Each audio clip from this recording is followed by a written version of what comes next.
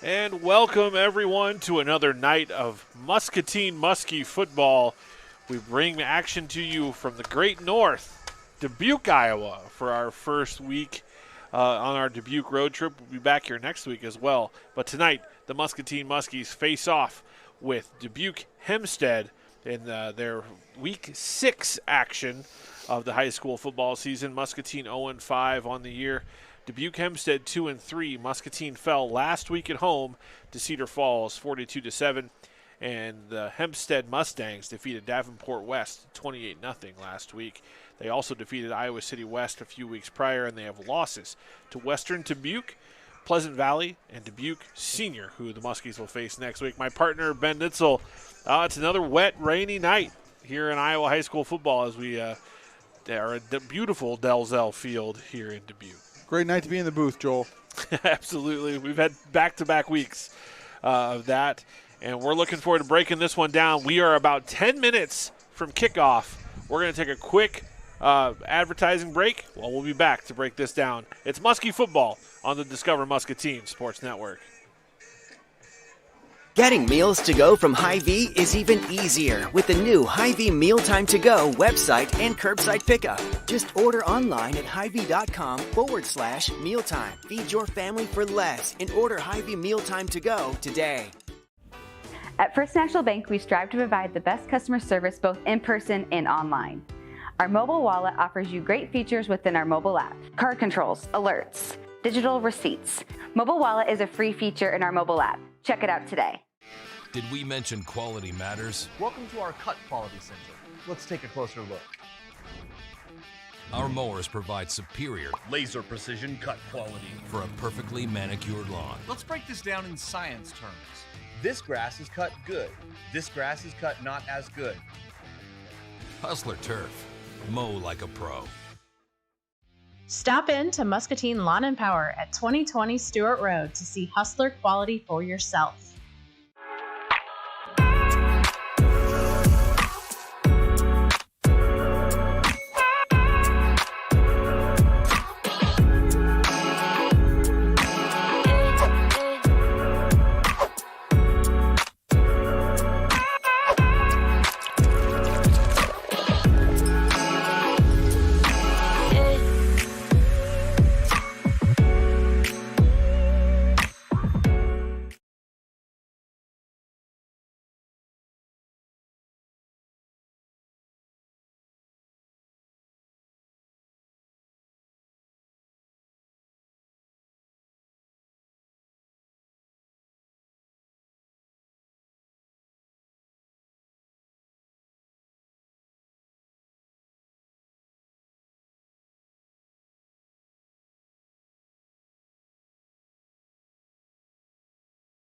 Affordable Metal Manufacturing provides cut-to-length rolled metal panels for commercial, residential, and agricultural roofing. We take pride in delivering our products with a short lead time, normally 3 days or less. Our panels are cut to the nearest eighth of an inch for greater efficiency and less waste. Affordable Metal can even roll your panels on site. Call today for a free quote and let us become your preferred supplier. Affordable Metal Manufacturing. Our business is rolling. At Hustler Turf. And welcome back. It's the pregame show presented by Muscatine Power and Water. I'm Joel Kraushaar along with Ben Nietzel as it is Muskie Football as the Muscatine Muskies face off in a Friday night matchup with Dubuque Hempstead. And Ben, Dubuque 2-3 on the season, Muscatine 0-5. But the teams are a little bit more similar than you might think, even though the records may not show that. Both teams really tried to get their offensive going through their quarterbacks. Muscatine tries to throw a little bit more with Landon Batty, as where the Mustangs have a dual threat quarterback in Pettinger. Yeah, I think it's both teams want to get their offense going early, want to put themselves in a good field position, and kind of flip that field. Like you said, Muscatine will air that ball out a little bit more, along with the run game, obviously. And then when you watch, some film on Dubuque, you're going to see a team that wants to kind of dual threat, like you said, kind of read what's going on, can throw a little bit, can run a little bit. We're going to run everything through number 4, their quarterback. Rushing yards on the season for the Mustangs, 730. As for Muscatine, just 377. Muskies are only averaging 2.5 yards per carry, is where the Mustangs are 4.7 yards per carry, and 8 touchdowns on the season for Hempstead. The Muskies, though, have really been dynamic in the special teams game and their return game, especially with both Kozad and Crabtree having, Braden Lane having long returns, including Lane with a 97-yard touchdown a few weeks ago. So the Muskies hoping to do more kicking off than kickoff return this evening, but they've proven dangerous in the return game, and it'll be interesting to see how that special teams game wears out. As I mentioned for the Muskies, Landon Batty, the junior, their leading passer with 344 yards passing on the season. He does have 2 touchdown passes to go along with that. Ty Kozad, the sophomore running back, 79 carries for 267 yards, and he had a good long touchdown run last week. But Mason Crabtree, another dynamic running back who will see lots of action tonight for the Muskies. And leading tackler for the Muskies is Jaime Martinez. He's got 19 tackles on the season. He's active from his linebacker spot.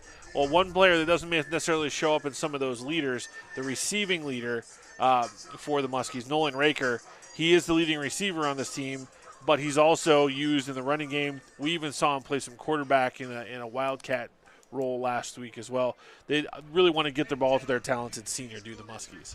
Yeah, absolutely. And, sometimes, too, his role is to be the decoy. So they know the teams are going to see that film. They're going to see that he's a focal point of a lot of what Muscatine's trying to do, either at the point of attack as a blocker, at the point of attack as a ball carrier or a pass recipient.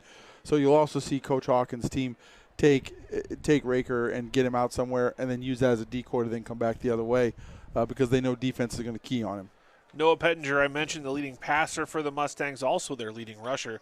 He's accounted for almost 1,200 yards of total offense so far this season. Their leading receiver is Luke Odafe. He's got 15 catches for 300 yards and 3 touchdowns. And then Lucas Satsudakis with 28 tackles. So we'll be calling his name a lot potentially, and that's unfortunate for me as the play-by-play guy. There could be another tackle by Lucas. So we'll be back here. We're going to take another short break as the Hempstead Band prepares to take the field. We're about 4.5 minutes from kickoff here at Dalzell Field in Dubuque. I'm Joel Kraushaar on the Discover Muscatine Sports Network. Quality matters, especially when it comes to the driving experience. Let's take a closer look. Our legendary Smooth Track steering provides buttery smooth turns, making maneuvering around obstacles a breeze. Unlike the jerky feel of other options, our Smooth Track steering is so effortless, anyone could make short work of the lawn. Hustler Turf, mow like a pro. Stop in to Muscatine Lawn and Power at 2020 Stewart Road to see Hustler quality for yourself. Hi, I'm Ashley, and I'd like to take a minute to talk to you about Pearl City Media. At Pearl City Media, we develop custom marketing solutions for businesses of all kinds. Between radio, cable TV, newspaper, Facebook, Google, and YouTube ads, it can be tough to make sure your business is seen and understood by the right people. Pearl City Media understands that people are everywhere, and reaching the right kind of people for your business isn't so simple. Maybe you want to increase your business's awareness and sell more inventory. Or maybe you want to book more appointments. Or maybe you need a bump in your lunchtime traffic. Whatever your goals are, Pearl City Media will listen and create a strategic campaign focused on helping you reach those goals. We handle all the strategy, planning, execution, and will update you on the results of the campaign while constantly evaluating the effectiveness of your campaign. So what are you waiting for? Send Pearl City Media a message and start improving your marketing today.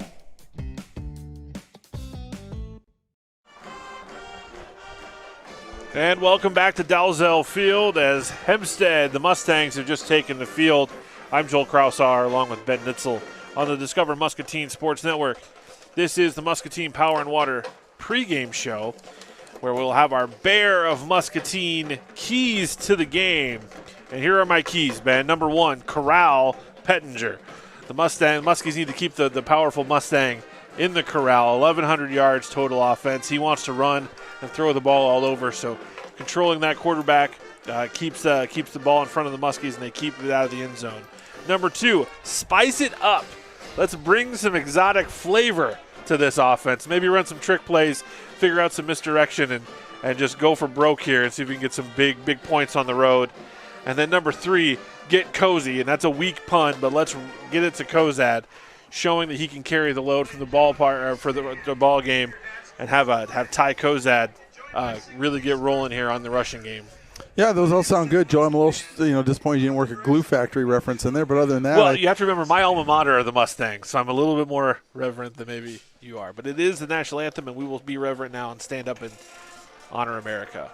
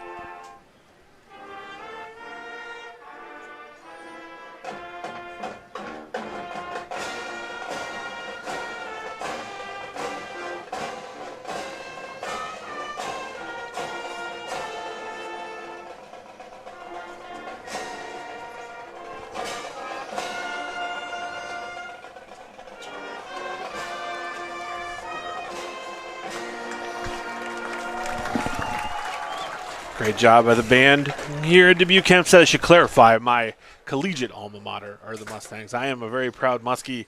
However, big shout out to someone who I know is watching right now from the coziness of their own home, my former broadcast partner, longtime voice of the Muskies, Brian Nietzel, a proud Dubuque Hempstead alum. Even though he's a Muskie now, this is where it all started for our friend Brian. So absolutely good shout out to Brian, one of the worst golfers I've ever seen, but a great guy. And fantastic play-by-play guy who I just try to hold the candle for as much as I can here in my role on the Discover Muscatine Sports Network. The rain, it seems like it's just rain. The yellow and red we were seeing on the radar is, I don't want to jinx it, but it seems to have stayed away so far. So that would be good for us. Yeah, definitely. Nothing worse than having a little rain delay, a little lightning delay. So we'll hope that stays away and we get this exciting high school football contest in tonight. That's going to wrap up our Muscatine Power and Water pregame show as the Muskies have now taken the field and we prepare for the coin toss. And we will get this thing underway. Some of our other fantastic sponsors for you on the Discover Muscatine Sports Network: RIVO Plumbing and Heating, Let's Eat Catering, Muscatine Community Y, Bickford Senior Living, our friends at Arty's Ice Cream and Grill, Youth Sports Foundation of Muscatine, actually Youth Sports Foundation in general. That's one of the great organizations, Ben. The youth programs, football programs up here in Dubuque, all the way to Sioux City throughout the Midwest are headquartered with Youth Sports Foundation, and they are proud sponsors of Muskie Football. Remember to like and subscribe to our YouTube, Twitter, and Facebook pages so you get alerts whenever we go live with these broadcasts. And then also check us out on Muscatine Power and Water Cable, Channel 3. Silly not to, Joel. Absolutely. Some of the things that happened throughout the week, I'm first to it because of my subscription to those Discover Muscatine Plus, my kids get a hold of my YouTube account, Joel. I'm subscribed to glitter channels. I'm subscribed to channels where people just open up slime and push it. So why not be subscribed to something that actually is valuable and a value added for me? You're not big on the glitter slime We've yet? banned it at my house, Joel. I'm actually forming an organization, Dads Against Glitter and Slime. If you want to join, I'm in. Can get you in. Get you an application. I have some artistic and creative kids, but they're very clean, largely because, man, my wife she does a good job of keeping everybody in line in that regard. But not that you guys don't. It's a little bit more hectic at your household than mine. Fair enough. Looks like Hempstead appears won the coin toss and deferred. Yep. I assume they will then kick, and Muscatine will choose to take the ball. Yes, as we see the Hempstead team taking the field, their kicker, number 30. I've got the wrong roster pulled up in front of me here. Had the sophomores. I apologize. Ronnie Lott. Luke Montecchio will be doing the kicking for the Mustangs.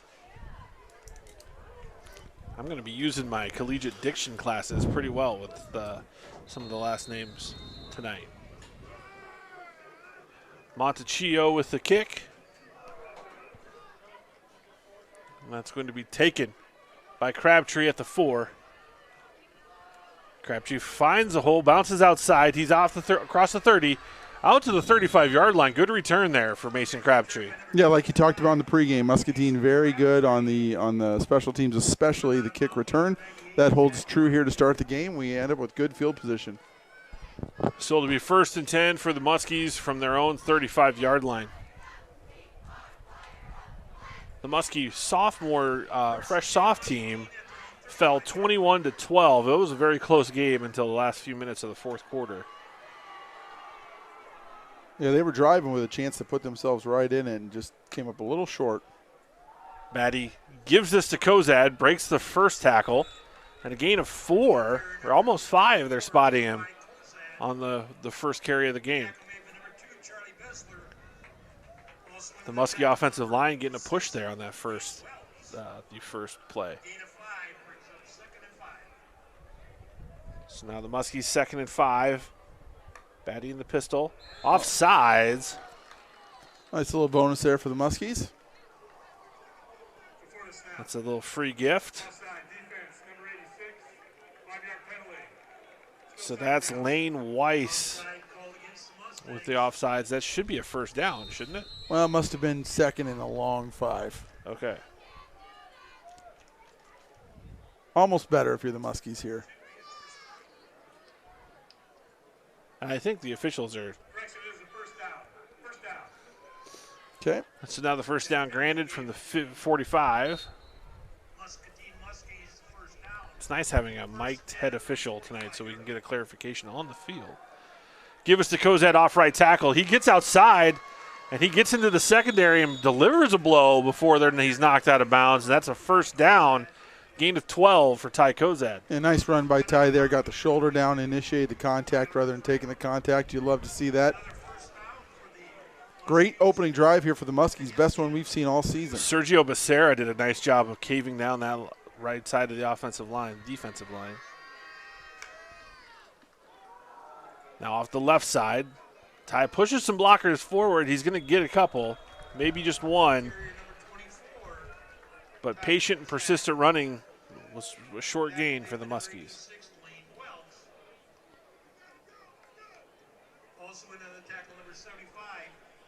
The Muskie pace picking up a little bit here.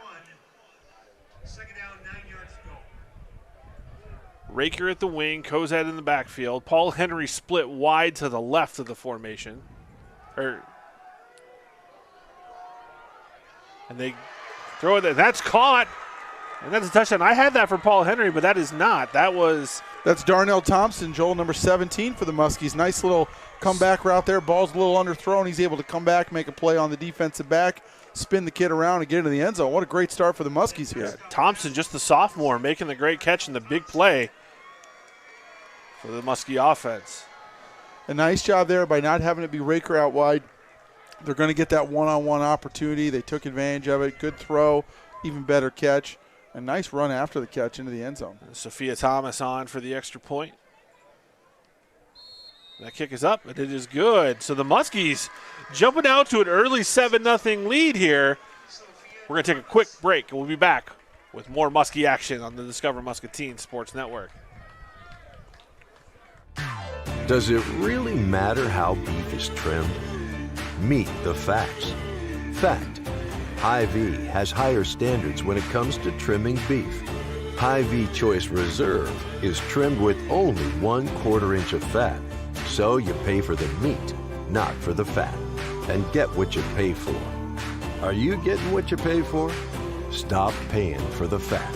Check out meetthefacts.hyvee.com. I can feel it. This expectation.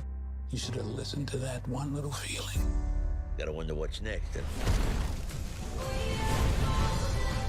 This is our only chance. The world needs him. I think I might have just pulled this off.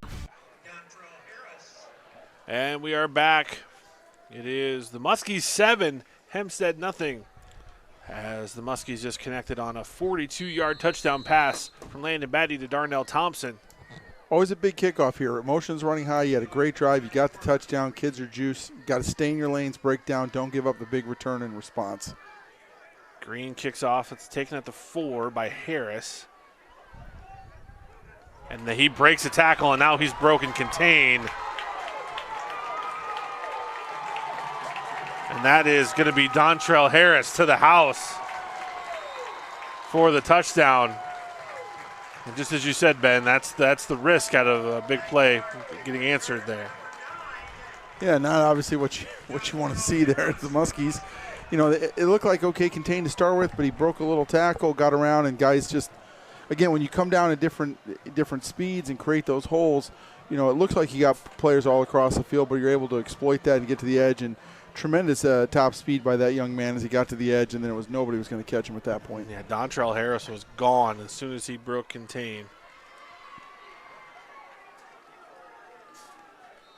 Montecchio with the extra point.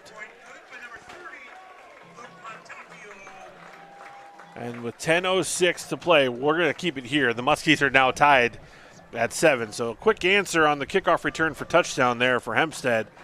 And we'll see if the Muskie offense, Ben, can pick up right where they left off and driving down the field. And they capped that off with a big play of their own. Now they get to answer that again. Yeah, I mean, I think, you know, for the Muskies, just reset it. Yeah, flush okay. it. Yep, got a short-term memory, right? Got to have a short-term memory here.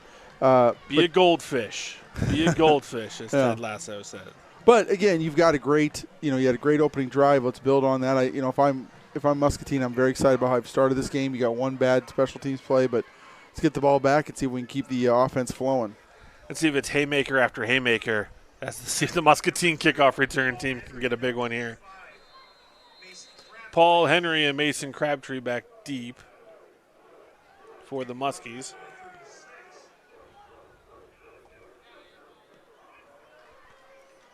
That's going to go, I don't know, I think he went out of bounds. Yes, it is out of bounds. Boy, if I'm Muscatine, I might even think about having Marie kick this. You're so good at kickoff returns. And so the kick went out of bounds. So that'll be Muskie ball.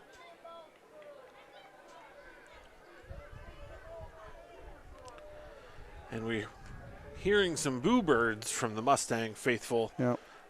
Just in case you were wondering, the pylon is not in. It is out of bounds. Also, contrary to what the popular opinion being expressed down below us, does not matter if it hits inbounds and then goes out of bounds. That's still a kick out of bounds. So it'll be 1st and 10 from the 35. Quick pass. Unable to be secured by Henry on the quick out.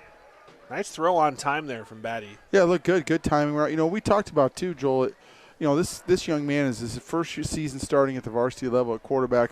A lot of growing pains early, as you would expect, but really seems to be settled in. Has shown nice composure all year long, which we've noted. And I think you're starting to see a quality of pass develop, which is great. I mean, it's exactly what you want to see out of a young quarterback. You're not going to expect people just to come in and be slinging it with no problems right away. Trips receivers to the left. Raker, Henry, and Thompson to the left, and Lane to the right. And they try to get Lane on the slant, but well read and deflected by Brian Bleen. Yeah, it looked like the window was there, but he needed to let the receiver just take another step or two to get into where the linebacker's hands were not. That linebacker's retreating into that zone as he's throwing it, and his hands are up there. And nice play by that young man. Same formation here as the Muskies go trips left. I like those quick rhythm passes, though, for Batty. It's nice, easy reads for him. Little blitz off the left side. Screen is high and incomplete. Well-timed blitz on the screen pass for Hempstead. Nice defensive changeup by Hempstead. They must have something positionally they want to do on the trip side. They switched their guys all around, brought the pressure from that trip side, and there was nobody to block the linebacker, forcing Batty just to get rid of it. And so now Batty goes back to punt. Number 17, Jaden Siegert, back deep for Hempstead.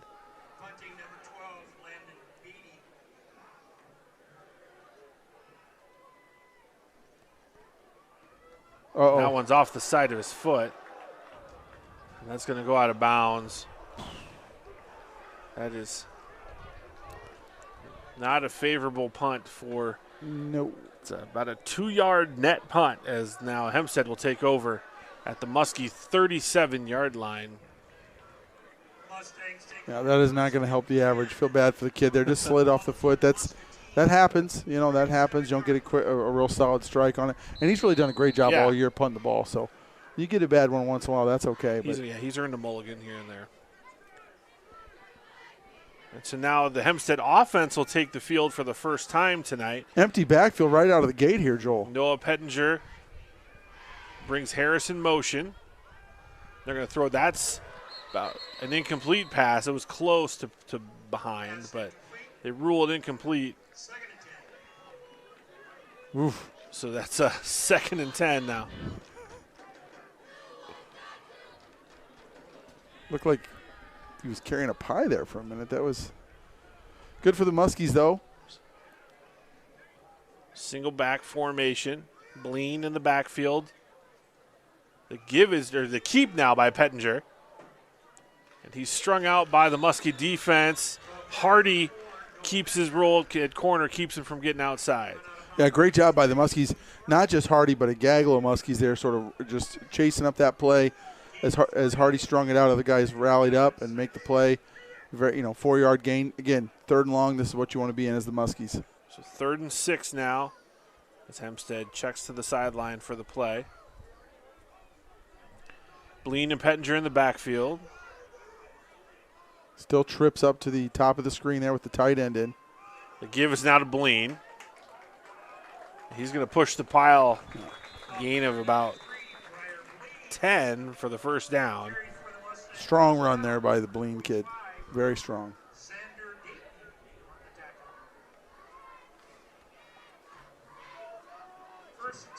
So 1st and 10 from the 24. Pettinger, he's going to keep it. And Harty stays home. Is he reading the outside guy there, Ben? That's what it looked like to me. We'll have to keep an eye on it. So it's a 7-yard gain on 1st down. You know, you can run those. And we'll talk about those read zones here in a future Nits Blitz, but you can read different. One of the advantages, you can read different players, different spots on the field, depending on, kind of how you're running it and where your guys are coming from. So even within the same play, they can switch that up a little bit. Doubles formation, 2 receivers right now. The guy will come in motion. That's Odafe, and he gets it. Yeah. And now he turns the corner and touchdown. Well, that's a busted defense there. Somebody didn't make an adjustment. They brought, like you said, they're in doubles. They got 2 on each side. They bring a guy in motion. Muscatine didn't adjust anybody over. Now all of a sudden it's 3-on-2 to the outside. That's a pretty easy touchdown. Somebody maybe blew a coverage there or whatever. I'm sure Muscatine will get that squared away, and hopefully that won't be available again. But, somebody's has got to shift out there. You can't play 3-on-2 for very long. Odafe scores, and Montecchio in for the extra point.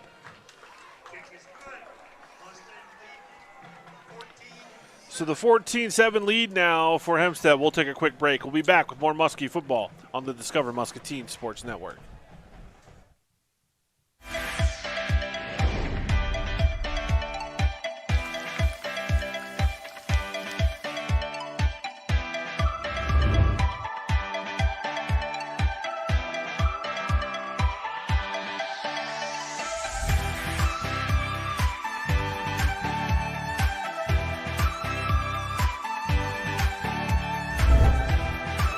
Arty's Ice Cream and Grill, 609 West 5th Street, Wilton, Iowa. And welcome back on the Discover Muscatine Sports Network. I'm Joel Kraushaar, along with my partner Ben Nietzel. Thanks for joining us. We're at Dubuque in Dalzell Field as the Hempstead Mustangs lead Muscatine 14-7.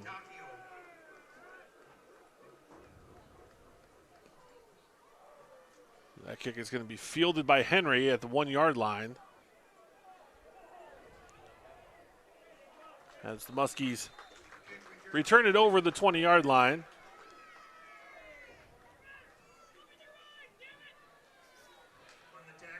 And so the Muskies will take over at the 22-yard line.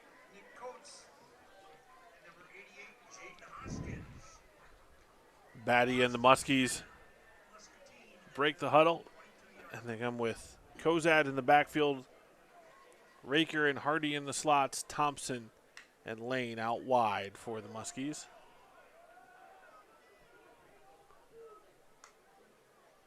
Batty throws the out. This one is almost intercepted as that one was behind Henry.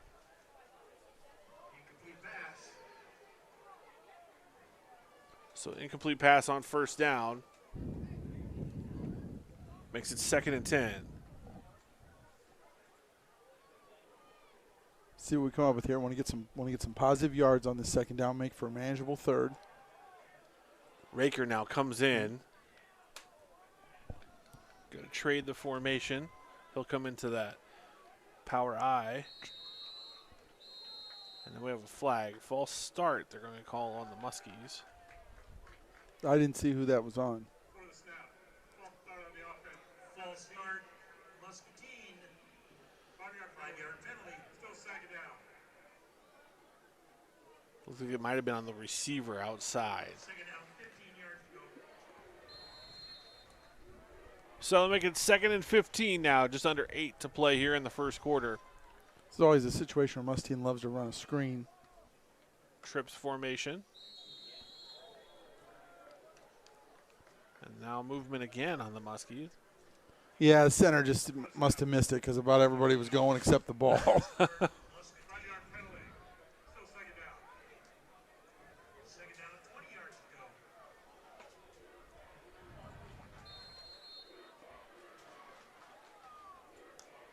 They still had a guy on the field because he didn't hustle off. Oh, there's the screen. Read well by the defense. That's Bleen from his linebacker spot. Offensive line's got to block those guys. Got to block them. Hey, little shout out tonight, Joel. Happy birthday, Tucker Hawkins. Coach Hawkins, head varsity coach. His son Tucker celebrating his birthday. I know he's down on the sidelines helping the Muskies out. When your dad's a football coach for that long, you spend a lot of birthdays if you're born in the fall on the sidelines during your birthday. So happy birthday, Tucker. 3rd and 22 now for the Muskies. Maybe Tucker has a special 3rd and 22 play ready to go. Blow those candles out, Tucker. Deep ball, just overthrown. Intended for Lane. They'll bring up 4th and 22 now as the Muskies have the ball on their own 12-yard line.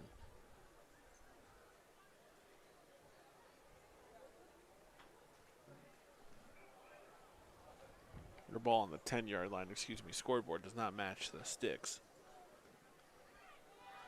Batty now to punt. This would be a great time for a boomer. That average back up.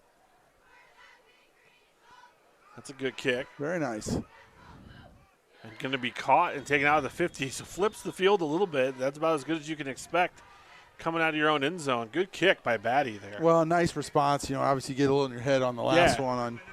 And so to come out there and make a big kick when they needed it deep in your own end zone, nice job by that young man to respond. That's something that he's shown all year, and you talked about it just a few minutes ago, is he's had lots of opportunities to get frustrated and maybe lose composure, and he hasn't all season long, whether it be as a punter or as a quarterback. He's shown a lot of good, positive leadership and responsibility out there on the field. Absolutely. Pettinger and the Hempstead offense takes the field at their own 49. A quick pitch. This one's out there to Montecchio. Nice little leg tackle there by Darnell Thompson. Got low on the man, wrapped him up.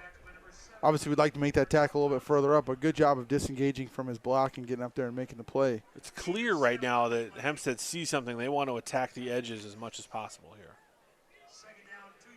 A lot of their plays have been outside.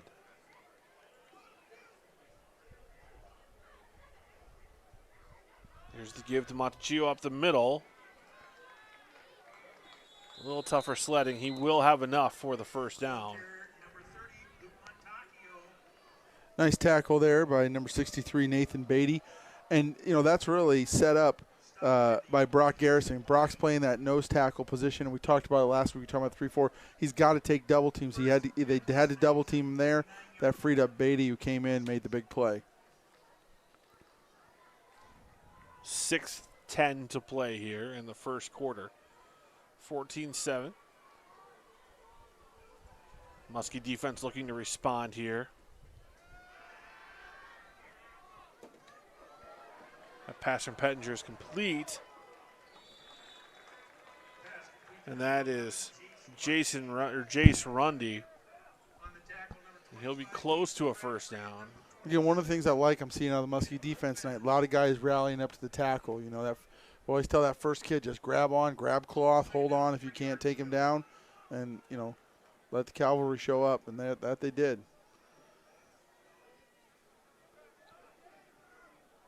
Pettinger, low snap. He gives it to Montacchio, who now cuts back. And he is taken down by Henry. Good run by Montacchio, kind of felt his block and cut back. Yeah, went inside, nothing doing, cut it back outside. You know, Muscatine, too, on that backside, you want to have kind of a fold player. You want to have a guy who, once he sees that play going away, kind of backs up from the line so he has a good angle. Got a little bit too much forward, got caught in the wash, and that set up the big run there by Montacchio. So in the red zone here is Hempstead. Sprint out by Pettinger. He's just going to tuck it and try to run it himself.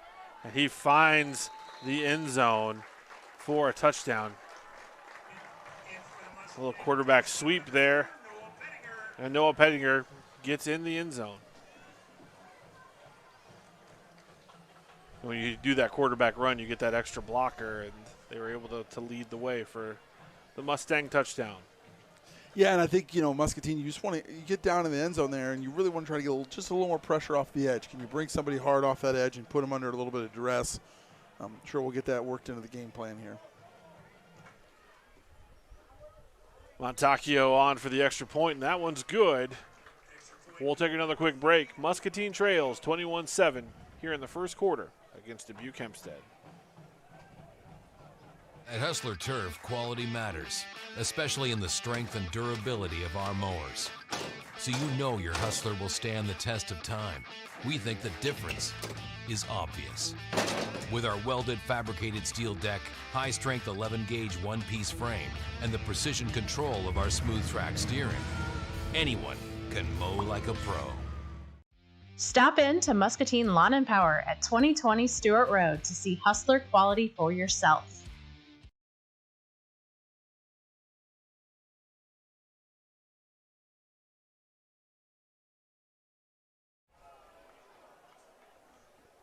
And welcome back to Dalzell Field here in beautiful Dubuque, Iowa, as the Muskies trail Dubuque Hempstead 21-7. I'm Joel Kraushaar along with Ben Nietzel on the Discover Muscatine Sports Network.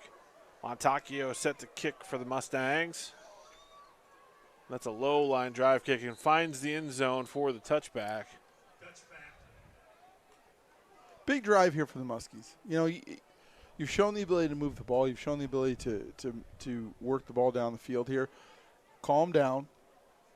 Get your best plays going. Put yourself in advantageous downs. Make sure you're getting some positive yardage. You don't have to throw everything at the wall here. Just run your stuff. Your stuff has been successful. Yeah. A little drop here, a little miss here.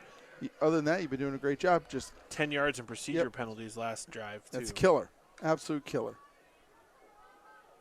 Here's the give to Kozad. He presses the hole. Gain of about 1 or 2. You mentioned Brock Garrison on defense. On offense there, he got himself a pancake breakfast on that play, Ben. Yeah, he took that man to task. There's no doubt about that. And that's what they need. You know, he's a very big, physical, very athletic kid. They need him out there smashing guys, opening those holes for the running backs. 2nd and 7. Batty going for great throw. Thompson again. That was a really good throw. That's a great throw.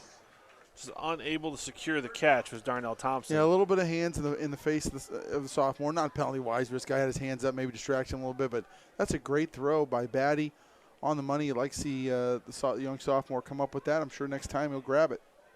Harris with the coverage. He had the opening kickoff return for the touchdown for the Mustangs.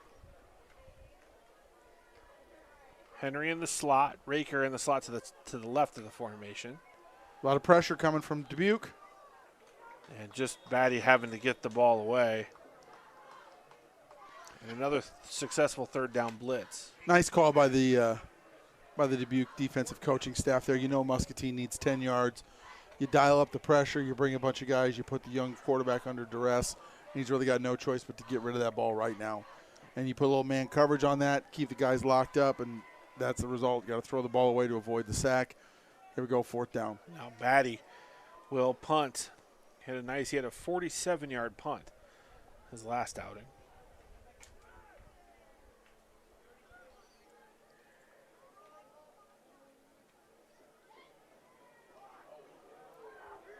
Low kick. He gets a little bit of a friendly Muscatine roll. And a good punt there from Batty, and the Mustangs will now take over at their own 39-yard line. So the worst starting field position of the night here for Hempstead. Batty did a nice job. He had pressure there. They were going for the block. Yeah, they almost got to him. Kept his composure. Again, common theme with him. Kept his composure, got the ball kicked out, and gave his defense a chance here. So now this Mustang offense comes out spread, double formation. Montakio next, or excuse me, Bleen now. He gets the handoff. He's pushed out of bounds after a short gain. Yeah, nice play there by Xander Dayton for the Muskies, coming over and staying with that play and knocking him out of bounds. Now, going quick. Pettinger swings it out. This is Odafe. It's a block in the back. And they're going to call it. There comes the flag. Thompson got blocked in the back and was still able to trip up the receiver. It wasn't a very good one. Just enough to draw the foul. That's right. Those are the worst kind. So big penalty now against the Mustangs. And it's just so it's hard for those receivers. You know, the coaches and staff, you drill on them, you get your hands on guys, get them blocked. You're the key to making this thing a touchdown, bang, bang, blah, blah, blah. And then if you miss them a little bit, those guys just cannot help but put their hands on it. They're just out on an island, too. It's like my kids in a clean window. They cannot, no matter what, they just got to touch it.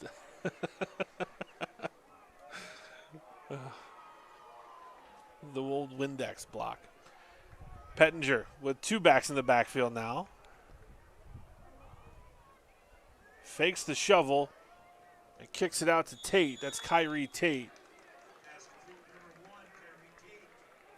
And so that'll be a short gain. Now we'll make it 3rd and 14 here. Trips formation to the right. Bleen in the backfield. Sprint out by Pettinger. And he throws it right to the sticks. And it is incomplete. Thompson able to get his hand in there and disrupt the pass. Very nice defense. And this is exactly what Muscatine needed. Get a stop. And now the punt team for the Mustangs and Hempstead will come on. You got helped out by the penalty. You got to get a stop there. Great job by Coach Hawkins' defense. Pettinger is the punter as well for Hempstead. You know, the radar was fierce when we got started here, and now it's turned out to just be a really nice night for football. We got a false start now, so even further back now for the green and white.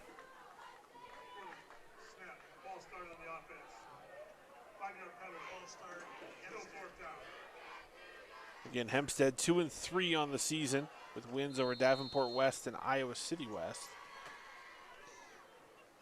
The Muskies are looking for their first victory of the season. High snap. High kick from Pettinger. And it looks like maybe Oof. All right, a little bit of a Crabtree lost that one in the sky. Or? Yeah, tough to tell. I mean, you know, you want to see him catch it, but again, on the flip side, if he's feeling uncomfortable, if he didn't get a good look at it or got lost in light, you'd rather go and still get the ball, even if you lose an extra 7-10 yards. So the Muskies will take over at their own 22 after the Pettinger punt. You know, again, same thing. Just work your offense. What are the plays you got? I mean, even though we've got 28 points on the board in the first quarter again in this game, we're still only in the first quarter. We still got 3.5 minutes left here. An avalanche of time left in this game. Don't think that was the right analogy, but you get my point. Cavalcade, cornucopia, an abundance. Yeah, abundance is probably better. Could have just gone with a lot of time. There's a lot of time left, Joel. A lot of time to get some points. Loss of 2 as Montacchio tackles Kozad for a loss. It'll be 2nd and 12.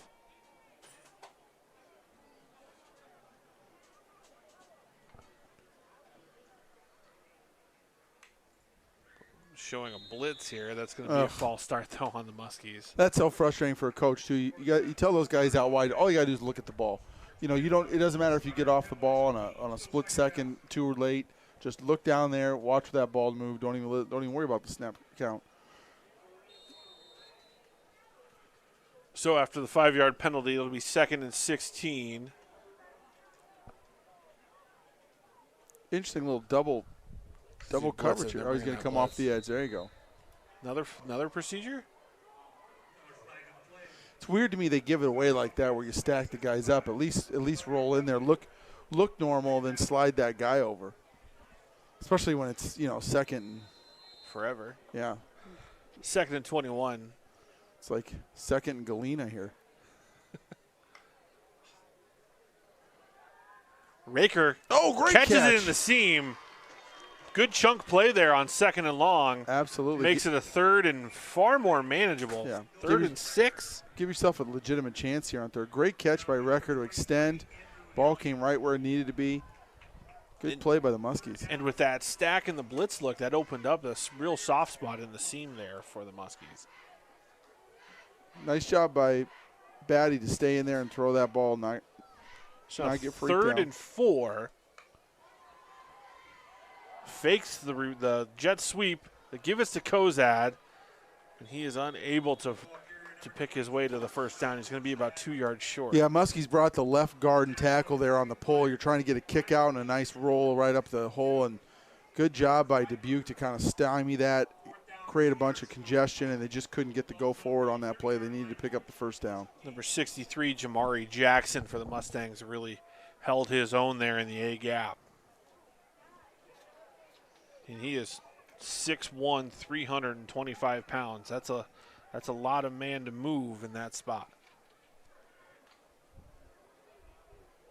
Low snap. As Batty gets another low kick. And they're going to call, there's a flag. This is going to be a first down, whether it's running or roughing.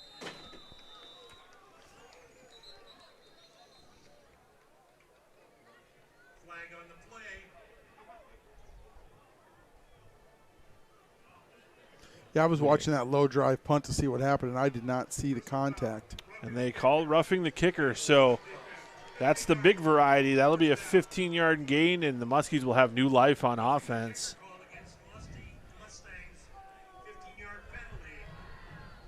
And so that's a big break for Muscatine. Let's see if they can capitalize here. Yeah, and that's always when I was a defensive coordinator, that was always I just always wanted to see the ball get kicked when anybody touched him. Often I would just prefer to rush a zero. Can we just go safe? Punt safe. Just under a minute and a half to play in the first quarter. Batty looking to go. Two receivers in the same spot, but it's a completion nonetheless. 200. As Raker works his way to getting, if he gets to 500, does he get to throw the passes? He does, and he gets to be the quarterback. Under a minute to play here in the first quarter. It's a good gain on first down for the Muskies.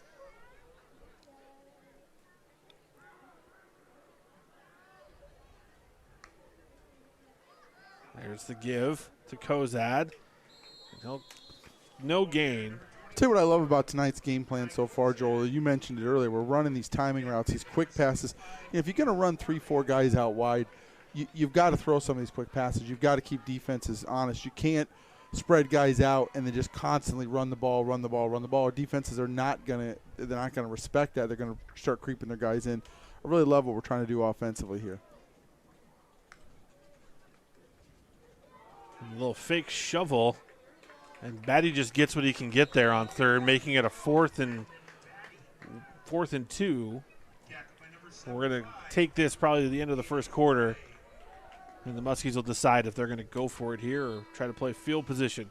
We've played one here at Dalzell Field in Dubuque. Hempstead leads 21-7. We'll be back after a short break. RIVO has expert plumbers, but did you know RIVO can also be your one source for complete bathroom and kitchen remodels? With professional craftsmen doing the job for more than 30 years, experienced in tile, carpentry, and of course plumbing, RIVO can transform a dreary basement into an elegant bathroom and upgrade a worn-out kitchen using inspirational design and quality brands. Before you stand in line at a big box store, call RIVO Incorporated and see how a hometown professional can refresh and improve your home. It's National Public Power Week, but we celebrate more than just power because MPW is 3 utilities with one focus: you. Not-for-profit municipal utility customers enjoy high reliability, low rates, local control, and community investment. It's also National Customer Service Week, making it even more important because delivering excellent customer experiences is just as important as delivering reliable, low-cost services. Play off play clock at 15. Jacobson shotgun snap. Wings it left side. Oh, they were looking for. We're just beginning the second quarter as Muscatine is going to punt here to begin the second quarter. No rush this time, what I tell you out of Dubuque. Good punt by Batty. It's going to be, let's see where they spot it. So about a 30-yard punt for Batty there. It'll be Hempstead ball at their own 26. No rush. We are not going to run into. We are not going to rough the kicker. Let's just get the ball back. It looked like I think almost everybody took a step backwards. Well, and effectively, that is a swing of about 17 yards in field position from where that punt was downed the first time on the rough. So now this Muskie defense looks to hold. They got their first stop this last go round.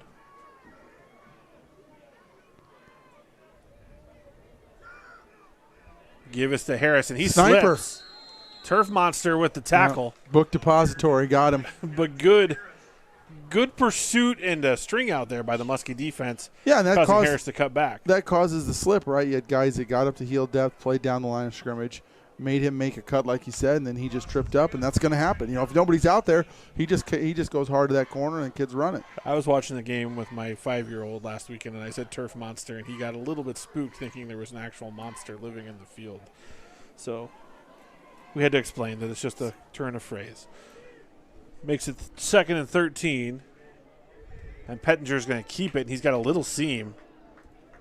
Doesn't take much for him to get through and do some damage. No, he's very elusive, and that's a great read by him. They're just reading that outside contained player for the Muskies. If he steps out like he did there, QB's going to keep it up tight and go through the line, grab 6 yards. If he stays in to the quarterback, he's going to give that ball, and they're going to try to get to the edge. And we know how effective they've been on the edge this week. 3rd and 4 now. That's doubles formation. Oh, and the Muskies appear to jump. So that'll be a free first down for the Mustangs.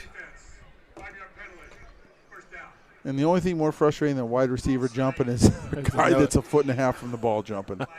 And that happens. Those guys are keyed up. They know they got to make a big play. They want to fire into those offensive linemen, but you just keep yelling, key the ball. And by that, we're meaning look at that ball, and when it moves, you move. Don't even listen to what that quarterback has to say. Trips to the left. Bates in the backfield. Odafe in motion. It's a better bump by the Muskies. They cut their pump fake, and now Pettinger's just going to tuck it and run it. well covered by the Muskies. Well, and you saw there, Muskies definitely did a good job making an adjustment from earlier in the game when they ran that motion back across and nobody moved. There we had the safeties bumping, widening out, making sure the numbers game was still in our favor. A little surprised we haven't seen Dubuque go back to the empty set. You know, they showed that came out first play, empty set, no back in the backfield. Haven't seen that since. 2nd and 6 now. Just under 10 to play in the first half. Little pitch out to Yates. And he is tackled by Lopez. Lopez continuing his great tackling from his corner position. Yeah, nice play by Lopez there. A little ankle biter tackle. You see a big kid coming at you. Get low. Get those legs. You can't go anywhere without him. Great job on the edge. But that is good for another first down for Hempstead.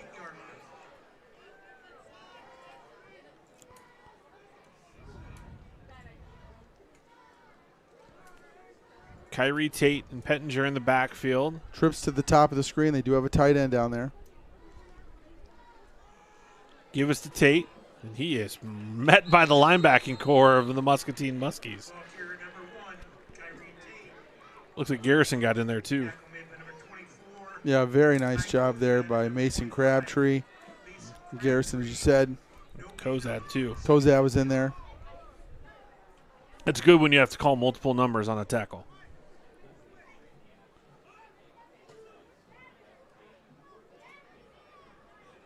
As old Herb Holler used to say, you had a gang tackle, be a gang tackle.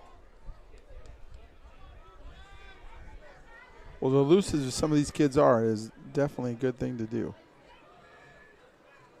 Swing out. This is Bleen. He's trying to knife his way back to the first down marker.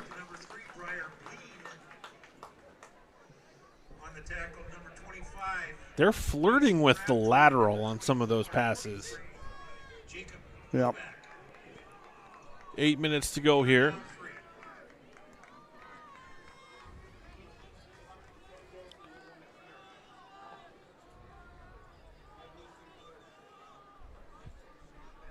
Trips again to the top.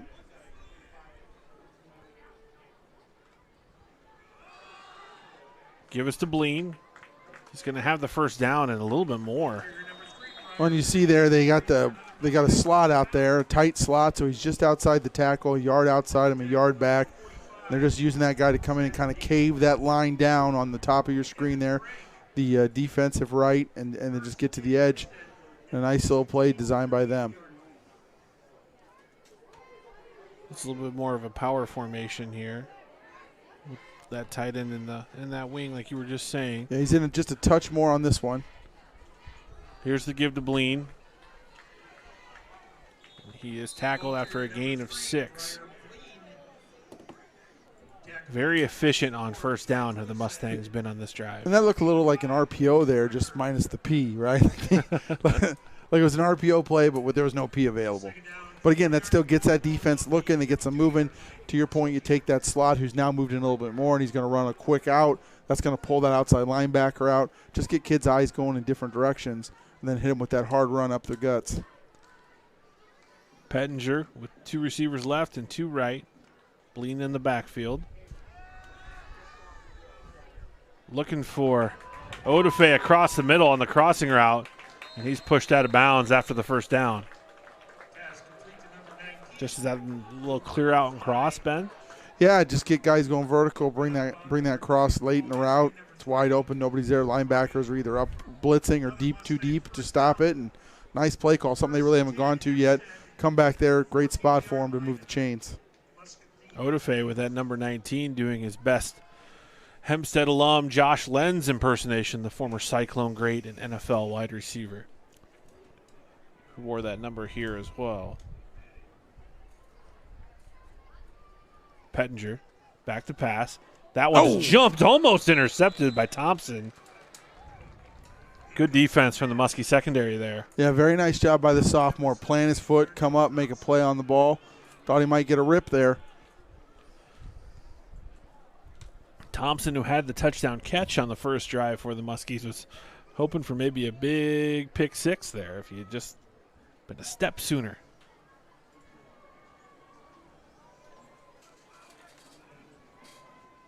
Low snap. Pettinger pump fake. And that one is just overthrown. Trying to find Bessler in the seam. Paul Henry in the area running coverage on him. Making life a little more difficult. So that incomplete pass will stop the clock. We're at 6.5 minutes to play here in the first half. Lots of possessions here in this game for the first half. Yeah, I mean, at times it feels like they're even running the clock. Cannot confirm. Nice little blitz by the Muskies, bringing the pressure. That's tipped. Nice job. At the line of scrimmage. You always tell those defensive linemen and those blitzing linebackers, if you can't get to the quarterback, get your hands up. We got some tall kids in there. Raker. Garrettson, Raker, tall guys. Get your hands up. Put that quarterback under duress. Knock that ball down. Great job there to bring up a 4th down. Tough decision here for the Mustangs. I don't know if they're going to – they might run the play clock down and make their decision, call a timeout, but there's no time coming off the clock off the incomplete pass. We're at 16 seconds left on the play clock, and they are just going to call a timeout. Put us out of our misery here with the clock not running.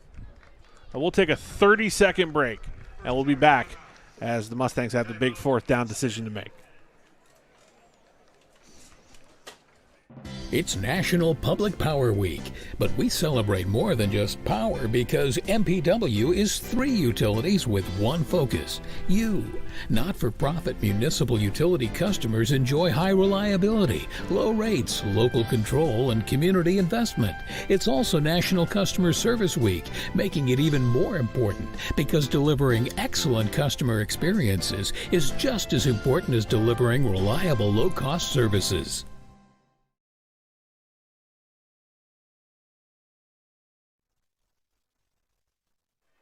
And welcome back to the Discover Muscatine Sports Network. I'm Joel Kraushaar along with Ben Nietzel.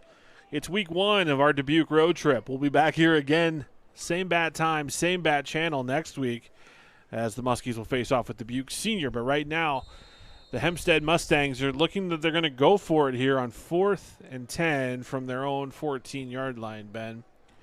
Trying to extend their drive here and maybe increase their lead from 21 to... Feels like a passing situation here. Odafe in motion. He was moving forward before the snap. Pettinger takes it down. And he is tackled for the loss. And the Muskie defense holds. And holds the Mustangs on 4th down. Good job. Felt like a passing down. You kind of tell from their huddle what they wanted to do there. Come out, look to pass. Great coverage by the Muskies. Again, you got that 4th and 10, so the quarterback takes off, scrambles, gets 5 yards, still make the play. Still get the ball back. Great job by the defense to hold there deep in the shadow of their own end zone. Good open field tackle by the Muskie defense there. And now Batty. Another false start there. That's the 2nd one now on that receiver. Ooh, the rare high school number announce. Oops. No, did he announce the number? Oh, yeah. Not used to the power of the microphone. Either that or he does like Division III games for Loris and could be. And they do announce the number at the collegiate level. Batty, little pump. And now he's got the go, and that's going to be intercepted. Interception by Dylan Smith, number 28. That time the back shoulder throw did not work. Actually, it was 22, Tyler Freiberger with the pick. So the turnover will give Hempstead the ball now at the Muskie 32-yard line. Looked like Thompson had a step there, too. He did. Just needed a little bit more end of the ball. That happens. Now, it's a big. You really need your defense to come out here and answer the bell. If you can get the ball back here without giving away points. I like to take shot plays here as an offense after a sudden change in a scoring position like this is. Be interesting to see if Hempstead takes that shot. Low snap. Nice blitz. Pettinger does find Odafe on the crossing route, and he breaks a tackle and another tackle. Nice tackle there by Paul Henry to save the touchdown, but you're right.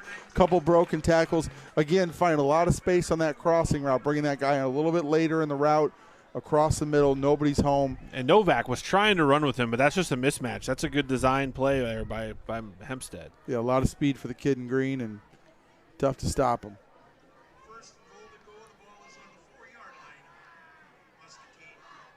So 3 receivers left, tight end right for Hempstead. We're going to go a little read run here. Montacchio in the backfield with Pettinger. There it is. Here's the give to Montacchio. And he is met on the edge by Hardy. Nice job by the Muskies again. I love seeing guys rally up to the ball. That means your defense is committed. They're hustling. They're getting where they need to be. They're not letting one kid try to make the play by himself. So 5:40 to go here in the first half.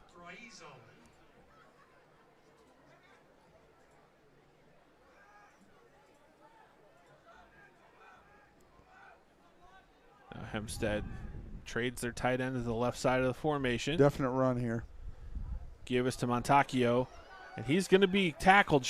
No, they're saying he was on the Muscatine player and was able to get into the end zone. And he never made contact with the ground there. So Montacchio keeps his feet going and finds pay dirt. And you could tell they were going to run there. They brought the kid across, put him at the tight end position. Their receiver out wide was also on the line of scrimmage, so you got an eligible receiver. Most likely, you're going to see, unless they've either screwed up or they're going to run the ball. That they do. Muskies get good contact, but cannot drive the feet, can't stop it from getting the end zone. Touchdown, Dubuque. So now Montacchio adds to his touchdown by making the extra point. And it's 28-7, Mustangs lead. We'll take a fast break. We'll be back with the kickoff on the Discover Muscatine Sports Network. It's National Public Power Week, but we celebrate more than just power because MPW is 3 utilities with one focus. You. Not-for-profit municipal utility customers enjoy high reliability, low rates, local control, and community investment. It's also National Customer Service Week, making it even more important because delivering excellent customer experiences is just as important as delivering reliable, low-cost services. Getting meals to go from Hy-Vee is even easier with the new Hy-Vee. And we are back on the Discover Muscatine Sports Network. First National Bank of Muscatine bringing you Muskie athletics all season long, along with affordable metal manufacturing and Eastern Iowa power washers. Montacchio will kick off.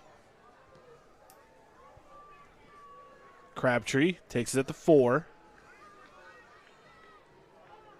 He looks, finds a hole. And he's tackled at the 24-yard line. And if you're going to put a drive together, Joel, this feels like a time you need to do it here. This is a game you can win. Yeah. You know, the Muskies have shown all night they can play with this team. They can move the ball. They can stop them defensively. You're down 21. You want to get something going here, try to get this ball into the end zone and go into halftime, only down the 2 scores.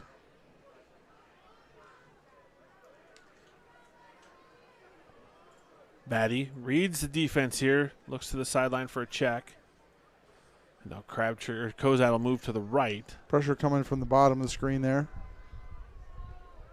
And that out is incomplete. Good coverage by Harris and intended for Thompson.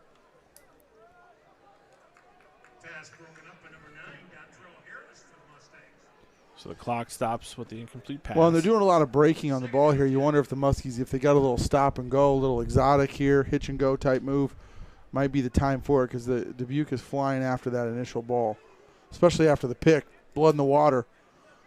Oh, quads here. And there's no safety help over the top. Quads to the bottom.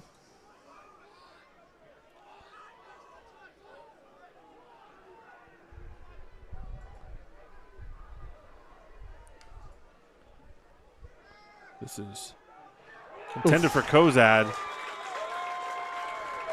And just a great play there by Bessler. Yep, your best athlete got beat one-on-one on the block, and then that's the result. Now, does that potentially set up later a little fake on that? And Kozad up gingerly. He got smacked a little bit there. And now really, Muscatine going quick for 3rd and 15. To your point, tremendous play by that kid. Yeah. Now let's see if they kind of fake this here and try to send somebody vertical. Is that the setup? Well, and you've got Thompson one-on-one on the top side of the formation here. That kid is giving him a lot of space. So where you want to get the ball, he's probably going to be covered. There? Yeah, if you got a call, that's what I'd like to see. Oh, incomplete. A little bit too much Roger Clemens on that pass there. He kind of got under pressure and wanted to get it out there, and just a little too hard. Need just a little softer touch. That's hard to do. That's easy to say when you're sitting up here watching, right? It's different when you got guys bearing down on you. You know, and I've never had to throw a pass with somebody running at me like that, so I don't know. I know it's hard. I've never thrown a pass in a game that wasn't in someone's yard. And so Batty now back to punt. Siegert back deep.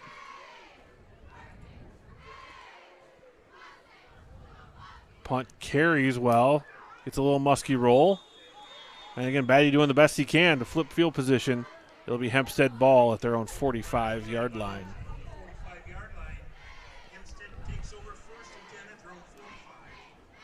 So the Muskie defense will be asked again to hold this Mustang offense, which there was the one crossing route to Odafe that went for 36 yards, but save for that play, the Muscatine defense has really not given up any real explosive plays. Yeah, they made him kind of earn it with some chunk type movement here, which, you know, that's what you want to do. But give Dubuque some credit. They've taken those little bite-sized chunks and been able to move the ball effectively down the field for most of these drives. Low snap. Now the pass out to Yates. And he is rocked and fumbles. Big hit by Thompson. Jars the ball loose. And it is Muskie football. That was a big stick from the corner. Job. Nice job there. Crabtree with the fumble recovery. And now the Muskie offense with a chance here. Coach Hawkins, in Mustang territory. Understandably fired up on that one and excited. Great job. And again, you know, big hit, but also you had guys pursuing. Yeah. You had guys running the ball again. I've been very impressed by the hustle. The jarring hit was actually the second tackler in who popped it loose. Now Batty throws it out to Henry. A little high and outside for no gain. This is a little RPO set here from the Muskies the last two series. Just under 4 minutes here in the first half. Spread formation out of the Muskies. The rain has started back up again. There you go. Nice. Find Henry on the out, and he gets out of bounds. Again, take that corner, run the post route with him, pull those deep guys with him, and then bring Henry back underneath, running the out route, little pitch and catch. Gain of 5, making it 3rd and 5. Keeping on schedule this drive. There was a blitz. And deflected, almost intercepted. The kid's guys got real big there. Interesting decision here for the Muskies. You know, it's 4th down, but you're across midfield. You're down 21 points. Dubuque's going to get the ball to start the half. I agree with this decision to kick it here just because they've proven that they just turned it over. You're feeling good about your defense a little bit. Make them have to go 80, 75, 80 yards here. And see if you can force them into a turnover again.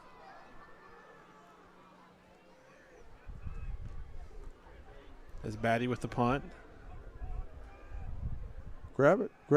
Don't be don't get too greedy. Don't get that's right. But it pays off. Greed is good in this situation, and Batty pins him down at the 1-yard line. Nice kick.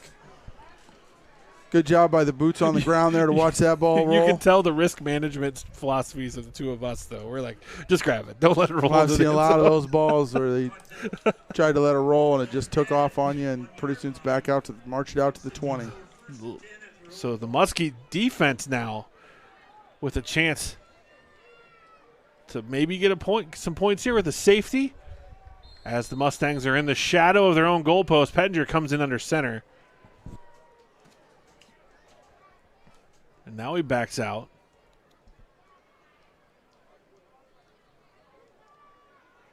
And he'll stay in a shotgun formation. There's the give to Bleen. And he is strung out. Short Nice gain job. on first down. Gain of 2 on first down. We're under 3 minutes to go in the half. Arty's Ice Cream and Grill bringing you Muskie football. Also, Arty's food truck you can find around the Muscatine area. I got to seek that out. We'll have the Muscatine Lawn and Power halftime show upcoming.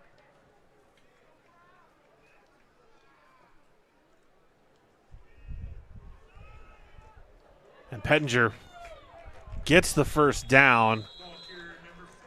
He's a nifty runner. He doesn't seem like he's not a super fast twitch guy, but you don't get a clean shot on him. He shrinks and finds himself to get through a lot of different small holes. Yeah, I think Red Grange was the last guy described as a nifty runner, but that's fair. I think that's probably accurate.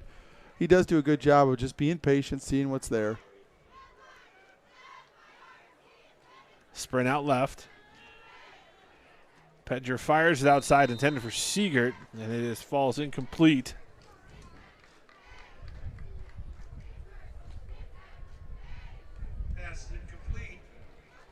So it'll be 2nd and 10 now. As Hempstead has the ball at their own 14-yard line.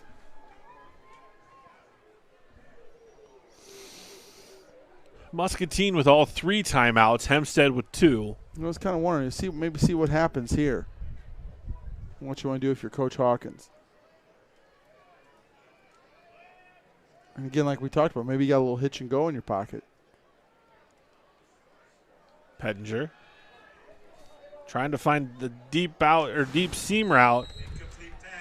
Dodge a little bullet there for Muscatine, a little bit of an overthrow. You need your safety, just take a little better angle. Your corner's beat on that, and so your safety's supposed to be over the top cover, and you don't want him to run to a spot where he is also beat. He's got to do a little bit better job of getting over the top of that and making sure that he is the deeper than the deepest is, of course, the term we always use. Coach Schultz, the secondary coach, we could see him from our vantage point giving that same advice. I was afraid there's going to be scanners out there.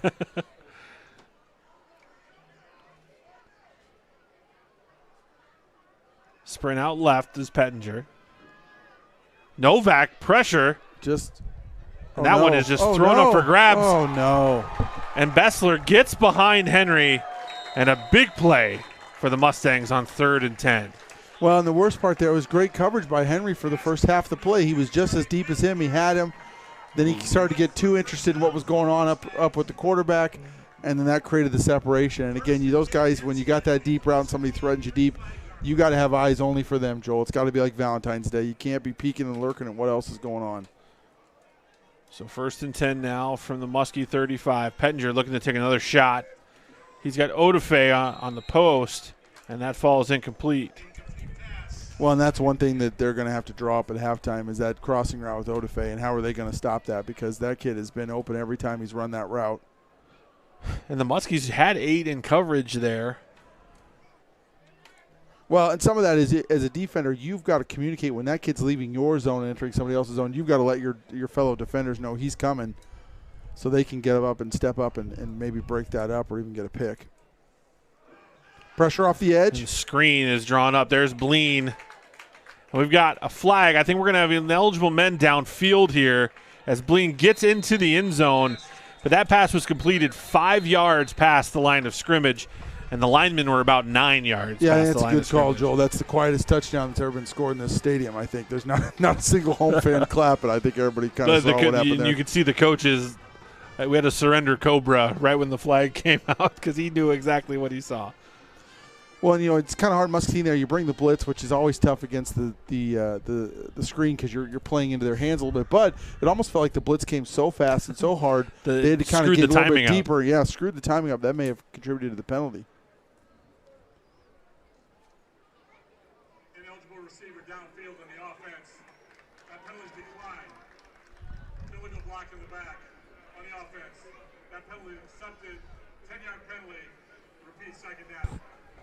So 2 penalties. Illegal I'm questioning if Muskie's got a good explanation there, because the ineligible men downfield, is that a spot foul as well? I'm confused because there was only a 4-yard penalty.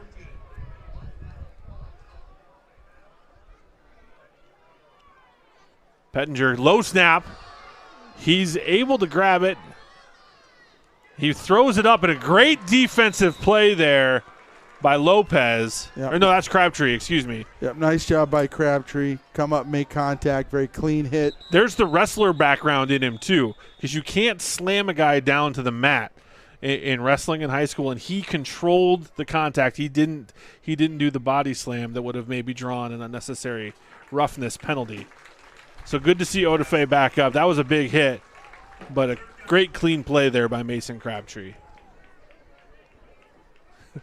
Odafe's maybe asking his quarterback to not leave him out to dry there so much. Maybe bring that down a foot or two, buddy. So 3rd and 14 now. Pettinger with a nice play to scoop it up and still get the pass off. Back to pass. Henry with nice the interception at the 3-yard line. Great athletic play there by Henry.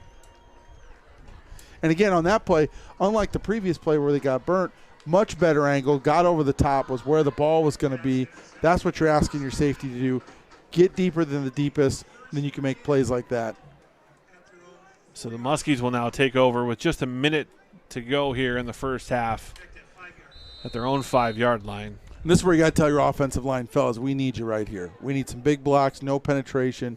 Help us get this off the doorstep. I would think we're going to maybe see some Hempstead timeouts here, depending on what happens. And Kozad gets a couple yards.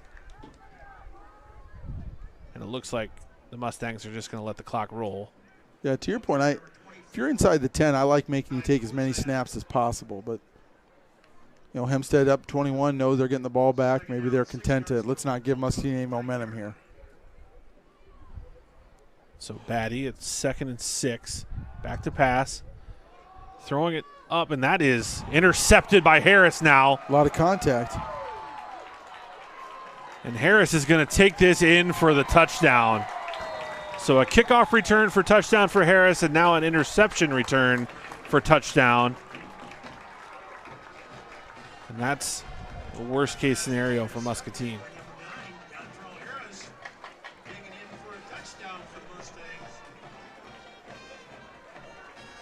Yeah, they tried to get the one-on-one coverage there, try to beat him over the top. A little bit of an underthrown ball. Great position by Harris, right in the back pocket, right where you want a defensive back to be.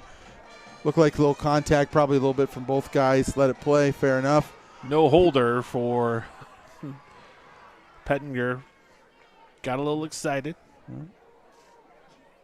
He's not used to not being out there on touchdowns. Yeah. Low snap handled well, and the kick is up by Montacchio. And it is good. That's a tough one for the Muskies. You know, you gave up some points early. You really had a really great second quarter for the most part. This is a bit of a backbreaker here at the very end of the half. Unfortunate. Great play by the Dubuque kid. A great individual effort, but just a tough one. So 25 seconds to go, and now Muscatine shown some explosive ability in their own kick return game. See if they can counterpunch with a big return and maybe a chance at some points here still with 3 timeouts. Yeah, if somebody's got one in them, you'd love to see it right now.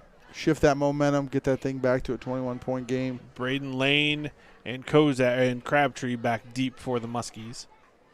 Figure they'll probably try to kick away from Lane, which is fine because Crabtree's just as explosive. Phenomenal, absolutely.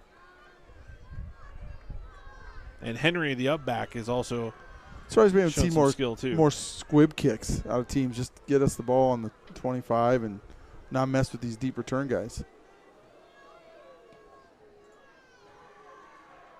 Montacchio. Of course, you kick it like that. Don't worry about it. Yeah. Had that ball hit the 1-yard line. Nice kick. And so the Muskies will come out. They'll get the ball at the 20 Would you like to see that move out to the 25 at the high school level like it does at the collegiate level? I don't care. No, absolutely. Actually, I do care. No. It's such a great accomplishment for your kicker to punt that thing into the end zone. So I think if they get it there, you should get the ball in the 20. You know, they're really – that's not every year you got a kicker like that. That's impressive kicking. Batty gives it to Kozad. He's got a seam. Kozad breaks 3. He's on the outside, 40, across almost to the 50-yard line, and he goes out of bounds, and that'll stop the clock. That's the big kind of play they're looking for. Yeah, a little bit looser defense there out of Dubuque because they've got, obviously, they don't want to give anything big up, but then that's when you got a nice little running game there and you can get something going. So great run by Kozad.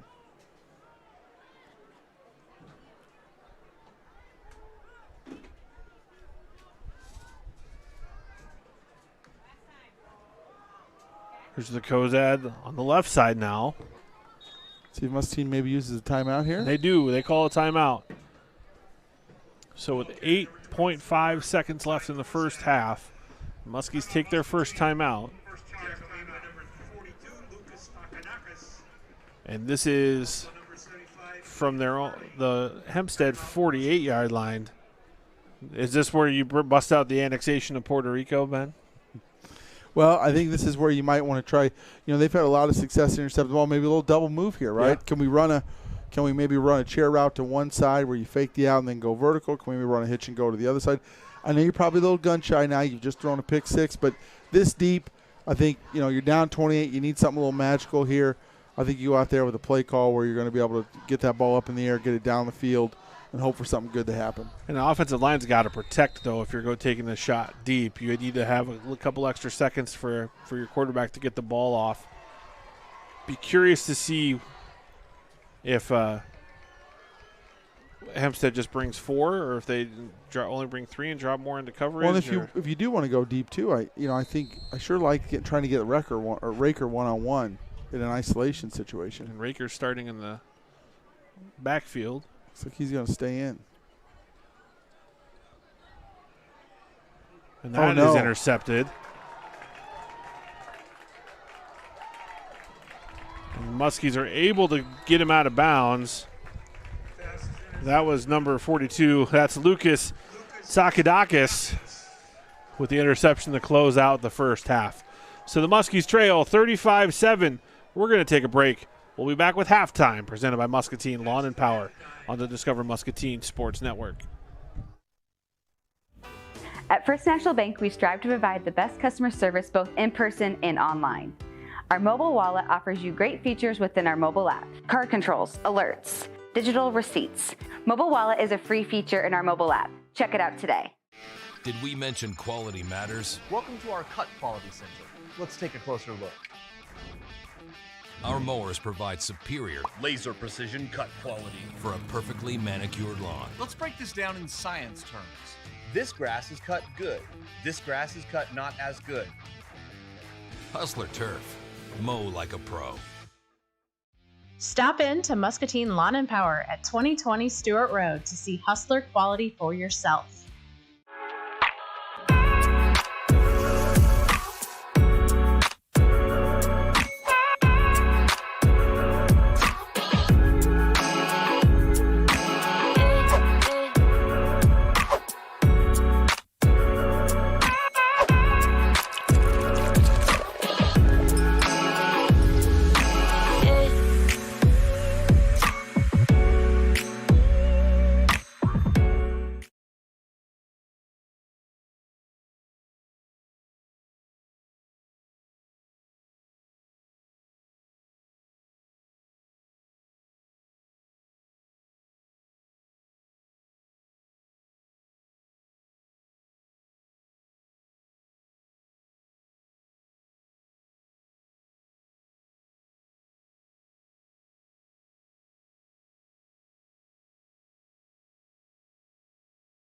Affordable Metal Manufacturing provides cut-to-length rolled metal panels for commercial, residential, and agricultural roofing.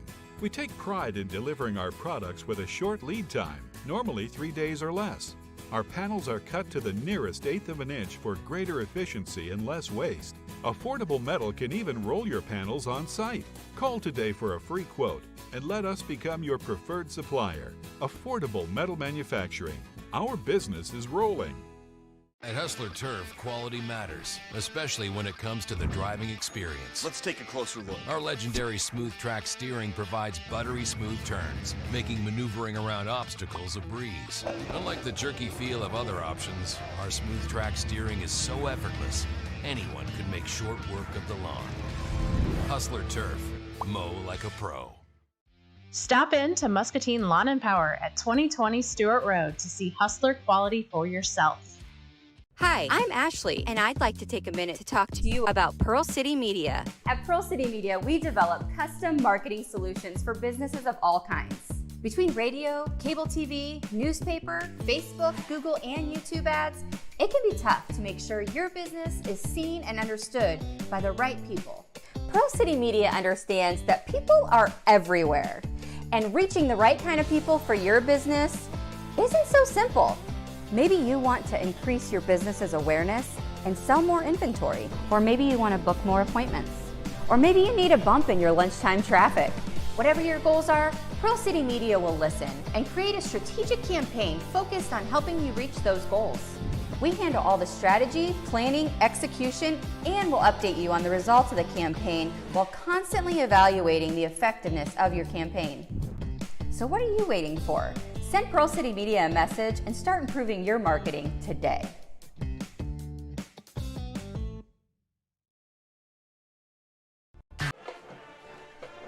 And welcome back. It's halftime here at Dubuque Senior High School, Dalzell Field, as the Muskies are playing Dubuque Hempstead, where they trail 35-7. And the skies have opened up as the Mustang Marching Band serenades us with some Eleanor Rigby. They just played some Toccata, some fugue in D minor as well, Ben. And there's been a lot of theme and variation with this Mustang offense tonight, attacking on all phases of the game, actually. Running the ball, throwing the ball, special teams touchdown, and a defensive score. That's been the story of the first half. Yeah, they've looked good. They, as you said, they've scored on every aspect. They've scored defensively, special teams. They've scored on offense. Offensively, I've been impressed by their ability to throw and pass. I think passing a little bit more tonight than we've seen. They've gotten some nice crossing routes coming underneath the linebackers who are dropping deep. Also been able to put the ball up a vertical a little bit, stretch that Muskie defense out, and then run that read option back to try to utilize and take advantage of any weaknesses Muskies are showing. And the Muscatine offense has really done some nice things tonight. Some of the nicer things we've seen them do all season. They've just been able to punch in on every drive. Definitely feels like they deserve to have more than 7 points up on the board. They've been moving the ball, picking up some first downs, couple hiccups here and there, really killing them as penalties. You know, I would call them silly penalties at times. Guys jumping off sides, things like that. When you're on offense, that have put them into that 1st and 15, 2nd and 12, those tough positions to get out of offensively. And that's really hurt them in some drives where they maybe had a little bit of momentum going forward. And then, of course, the turnovers. You know, some great individual effort by the Dubuque kids, but also just maybe some passes that need to be a little bit in a different spot so they can't get picked off. Yeah, that's a very good point, man. It's been a tricky first half, and the Mustangs will get the ball to begin the second half, as Yesterday from the Beatles is being played by the band. We're going to take another short break. Tour through the centuries here, it sounds like. And then we'll be back with the Nits Blitz here on the Discover Muscatine halftime show presented by Muscatine Lawn and Power.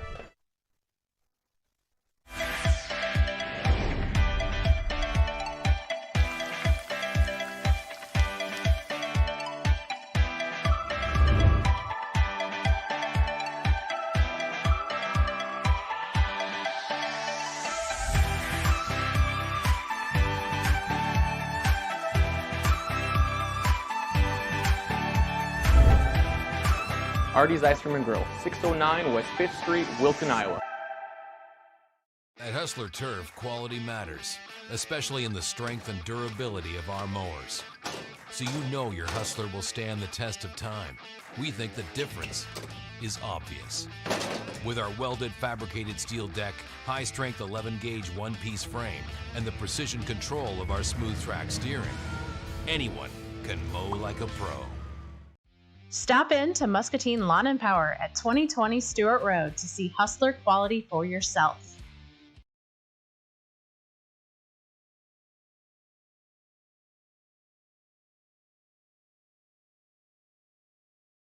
RIVO has expert plumbers, but did you know RIVO can also be your one source for complete bathroom and kitchen remodels? With professional craftsmen doing the job for more than 30 years, experienced in tile, carpentry, and of course plumbing, RIVO can transform a dreary basement into an elegant bathroom and upgrade a worn-out kitchen using inspirational design and quality brands. Before you stand in line at a big box store, call RIVO Incorporated and see how a hometown professional can refresh and improve your home.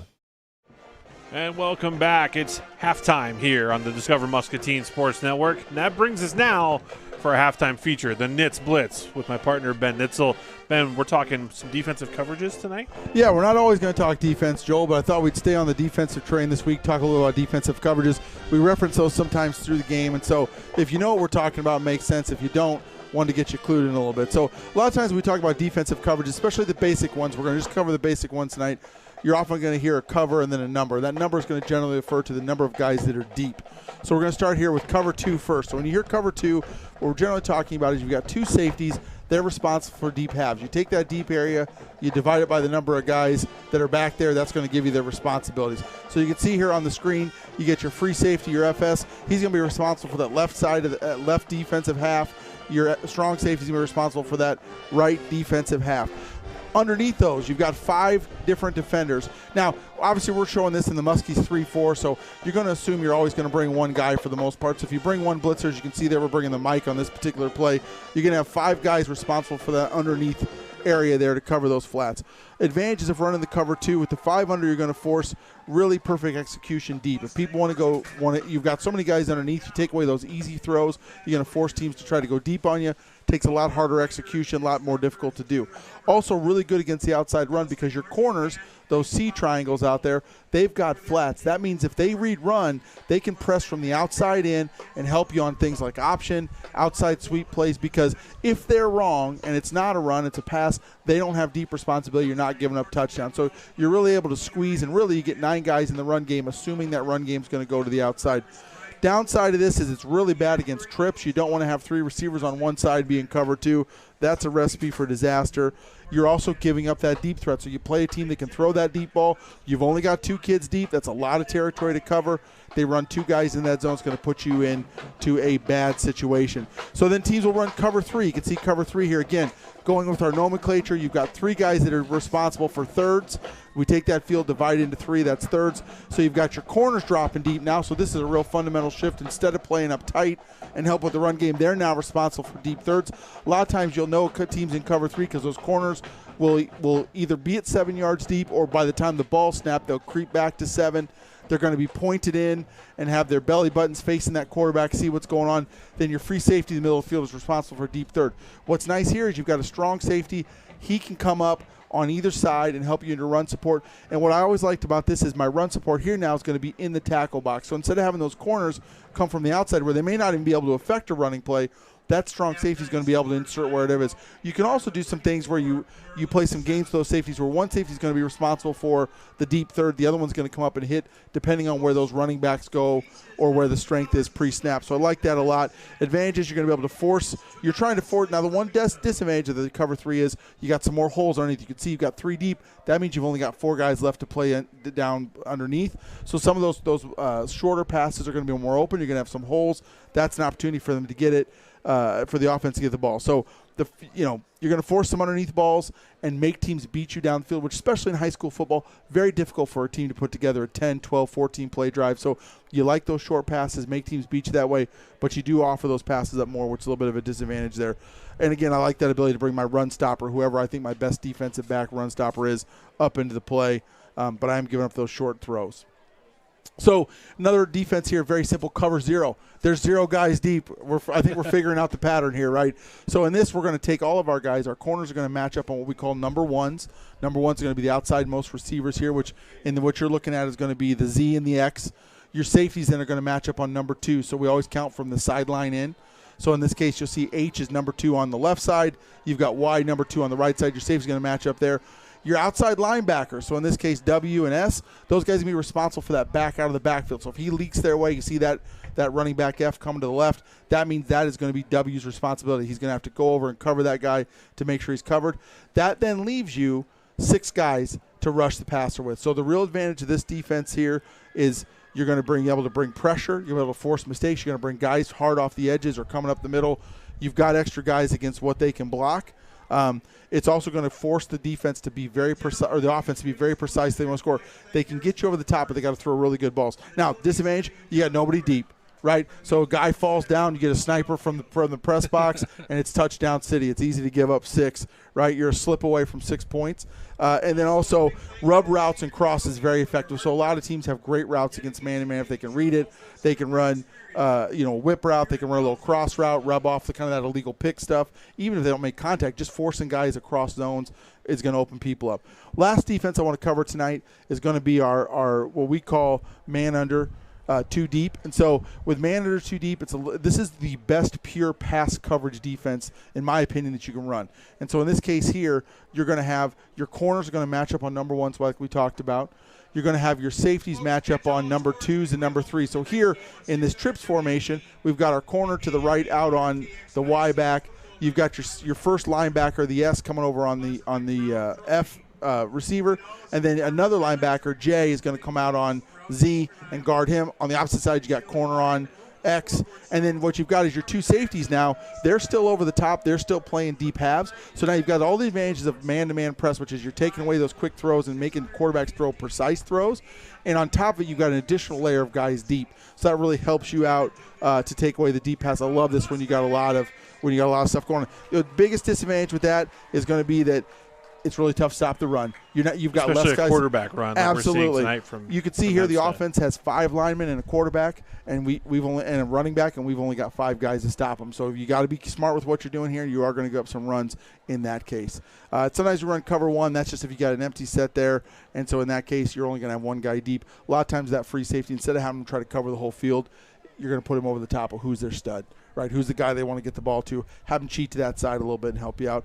And that's it. When we talk about a lot of these base coverages, it's going to be identifying how many they got deep and go from there. And so hopefully that gives you a little bit of a sense, if you didn't know before, kind of what we're talking about when we assess those defensive coverages and what they're trying to do. Thanks a lot, Ben. That's a lot of really good information. And I think it's good to hear that because people hear commentators talking about this all the time, and they may, if they don't have a lot of experience or it's been a while, it's good to get that refresher.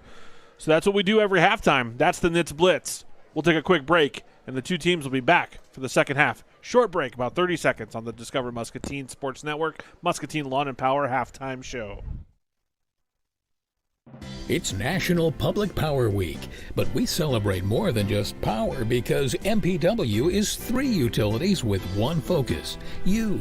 Not-for-profit municipal utility customers enjoy high reliability, low rates, local control, and community investment. It's also National Customer Service Week, making it even more important because delivering excellent customer experiences is just as important as delivering reliable, low-cost services. We are looking for a 0-turn lawnmower. At Hustler Turf, quality matters. Can I test drive that one? In the store? Even in the buying experience. We know you want to buy from someone who knows what they're talking about. We're looking for a 0-turn mower. Like Great. this guy. First thing you need to know is what's the size of your property? Are there any obstacles? Head to your local Hustler dealer and talk to a lawnmower expert. Stop in to Muscatine Lawn and Power at 2020 Stewart Road to see Hustler quality for yourself.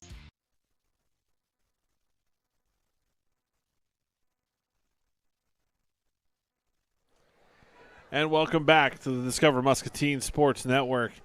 It is the Muscatine Lawn and Power halftime show as the Muscatine Muskies trail Dubuque Hempstead 35-7 here at the beginning of the second half. The Muskies' lone touchdown today was scored in the first quarter on the long touchdown pass to Thompson from Landon Batty. And then it has really been the Mustangs 35 unanswered points. Started with the Connor Harris kickoff return for touchdown, and then the Mustang offense got rolling, and then Harris again picked 6 towards the end of the first half, capped off that 35-point first half for Hempstead. The Muskies after this game, we'll be back up here next week to face off against Dubuque Senior, and then it'll be home for 2 games to finish off the season for Muscatine. And those last 2 games, Ben, we will have the brand new Diamond Vision video scoreboard. I was told today that that is still on schedule for the last 2 home games, so we're looking forward to the final jewel of the newly renovated Muscatine Stadium. Diamond Vision. I'm excited to see what that. I know it sounds like something from 1983, but I'm very excited to see what that. It's one of the leading manufacturers of scoreboards, and the facilities team of Splinter, Jeff Miller, and Tom Olsis, and the facilities committee assures me it's going to be great to have done, and we're very thankful for the support in our community as we're benefiting from this type of a scoreboard here tonight at beautiful Dalzell Field in Dubuque. So the Muskies will kick off to Hempstead to begin this second half. So will they be able to play video on that? Yeah, they'll have video, they'll have audio, they can do advertising, they can do special presentations. It won't just be this red screensaver that they've got here? Yeah, yep. Yeah, they can loop it all in. So can't wait. It's just going to be nice to have it, turn it on and have it go on. You know what I mean? Not have anybody out there in the first quarter hot wiring it. Not have Clark Pantel up in the press box trying to keep score with a timer, relaying how much time's left in the quarter. It's very exciting. That scoreboard was manufactured the same year I was born, and I'll be 40 in December. So it's durable. We'll give it that. Parker Green kicks off for the Muskies. Yates fields it at the 3. And now he tries to find a seam. And he's gang tackled after he gets right across the 25-yard line.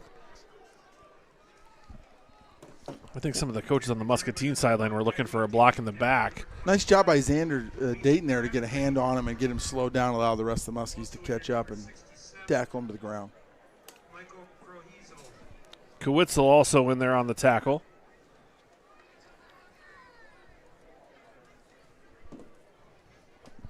So it'll be 1st and 10 at the 26-yard line for the Mustangs of Hempstead. Bleen and Pettinger in the backfield. 2 receivers left, 2 receivers right. And now Belzer will go in motion. Muskie's keeping the box stacked there against all those receivers. There's the swing out to Bessler. Crabtree rallies up along with Kozad and a short gain on 1st down, but that's a good play on 1st down for the Mustangs. Yeah, and Muscatine kept 7 in the box despite all the receivers out in the formation, and Dubuque looked to take advantage of that and did a pretty good job there. 2nd and 6.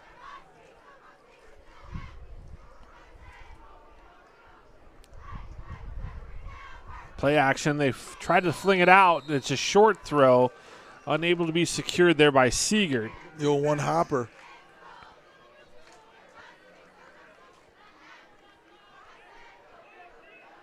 Like Jody Davis out there smothering it with his pads. 3rd and 6.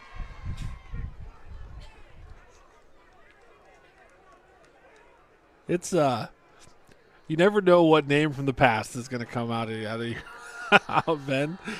3rd and 6 for the Muskies from the 30. And 3 straight passes fall incomplete here for Pettinger. Well, let's give some credit there to the defense too, getting some pressure, finding some creative ways to get guys into his face, and that's, again, always difficult when you got guys bearing down on you. You know, it's like you said earlier, it's easy in your backyard to throw passes when no one's coming there to knock your teeth out. A little different when guys your size are bearing down on you with ill intentions. Now Pettinger back to punt.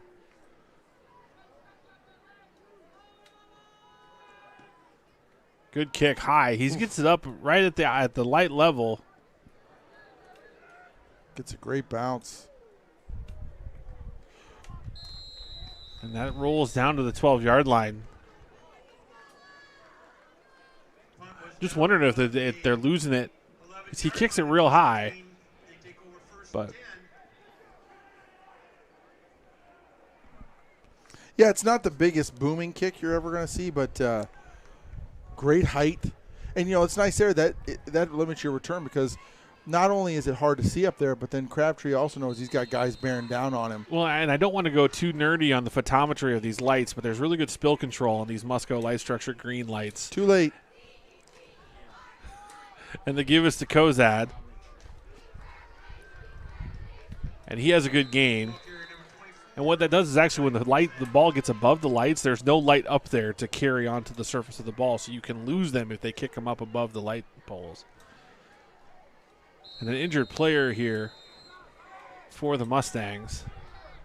It was a gain of 4 by Kozad on first down. It's one of the defensive linemen for Hempstead is down. We'll take a short break, 30-second break, while the medical staff attends to the injured Hempstead player. Getting meals to go from Hy-Vee is even easier with the new Hy-Vee Mealtime to Go website and curbside pickup. Just order online at Hy-Vee.com/mealtime. Feed your family for less and order Hy-Vee Mealtime to Go today. At First National Bank, we strive to provide the best customer service both in person and online. Our mobile wallet offers you great features within our mobile app. Card controls, alerts, digital receipts. Mobile wallet is a free feature in our mobile app. Check it out today. Did we mention quality matters? Welcome to our Cut Quality Center. Let's take a closer look. Our mowers provide superior laser precision cut quality for a perfectly manicured lawn. Let's break this down in science terms.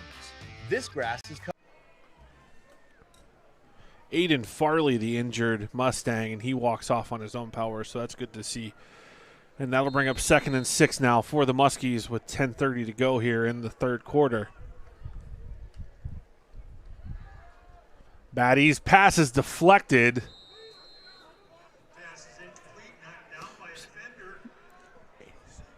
Good defensive play there from the defensive line. Makes it 3rd and 6. That was number 86, Lane Weiss, on the deflection. That's his second batted pass of the night. He's a tall guy down there. 6'7", 200 pounds. Blitz is shown from the two backers. And there they come. And intercepted by Weiss, and he'll pick 6. Good read there from the defensive end. That's understanding the defense. Yeah, that's a bad beat for Batty. That is. Tall kid, just made a great athletic play. Happy for that kid. That's a kid that I'm guessing that could be a first touchdown of his career. Very excited down there, but he made a nice play. You know, Batty's looking for the pass. Just that's the difference. That's why they look for those tall quarterbacks at the college level, so you can get those balls up there over the top of those guys. Well, the blitz in his face, he was trying to throw the outlet receiver, and Weiss recognized he wasn't going to get home, and so he just scraped flat and was able to get in the passing lane and interception return for touchdown. Yeah, it's you got to get that ball up there to get over that 6'7" guy. Montacchio, bad snap, and now that's going to be batted down by Hardy on the fire drill. Heads up play by Hardy there. And so that'll make it 41-7. And we'll take a short break, and we'll be back with more Muskie football.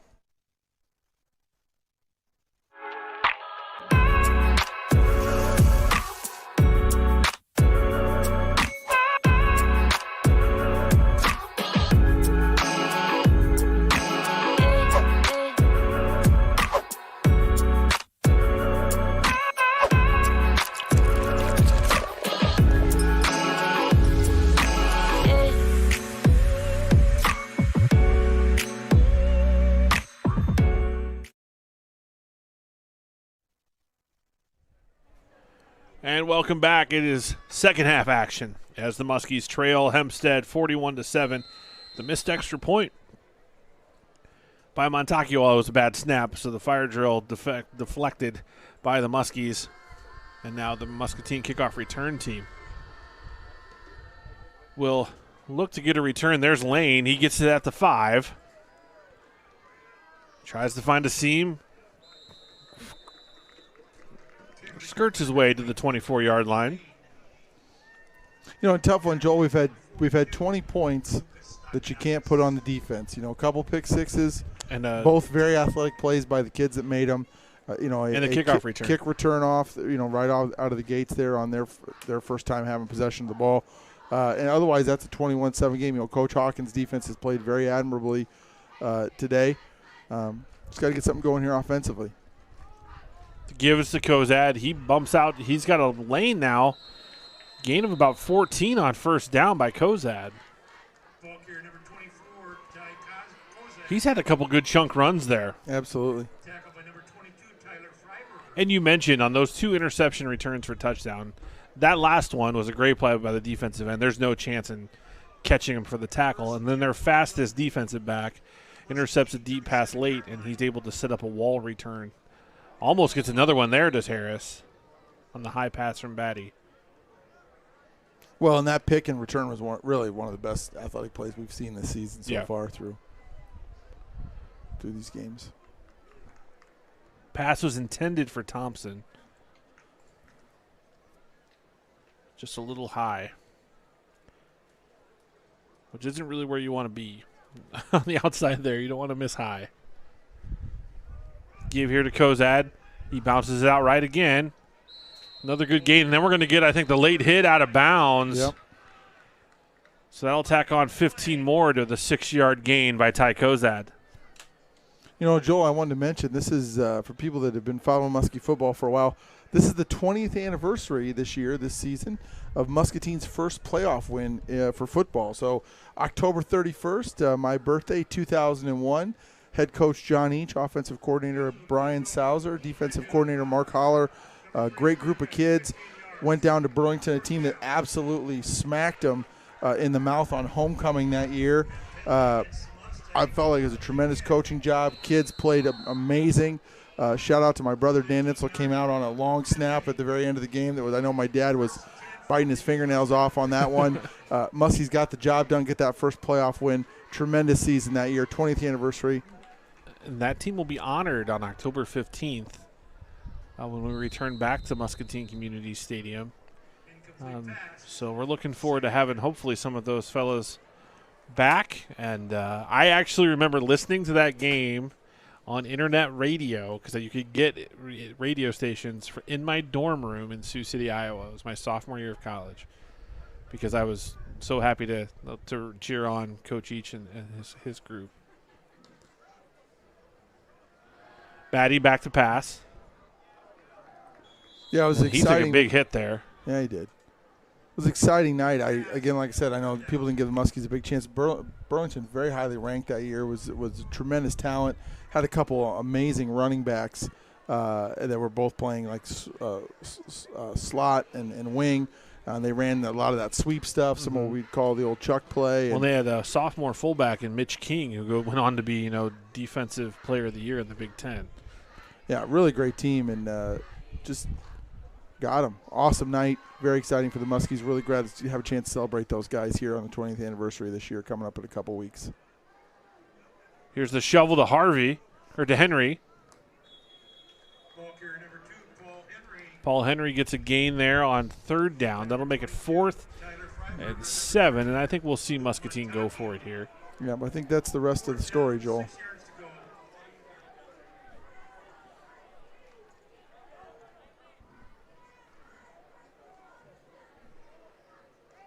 Raker comes to the left side. He's ineligible right now. And the reverse is to Henry. And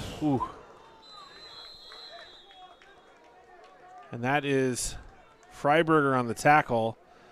His counterpart, though, Montacchio, got the worst of it, coming in over the top. That was one of the exotics, and I don't know if that was just a straight. I think that was supposed to be a reverse pass because he kind of slowed down, and that ended up not being the best decision. Yeah. We're all over that like a cheap suit. Freiberger stayed home and made the play. Yeah. That's what you tell those guys: stay home. Hey, you're not going to run across the field 50 yards and make a tackle. So stay home. Watch out for that reverse. Then when it happens, you're there to make the play. And the kid had good discipline and got the job done. But I do like seeing Muscatine. Let's open up the playbook a little bit here. Let's see if we can get something going, a little spark, like the play call. Turnover on downs gives the Mustangs the ball back at their own 42-yard line. Here's the give. That's to Yates. Kyrie Yates with a gain of about 2 on first down.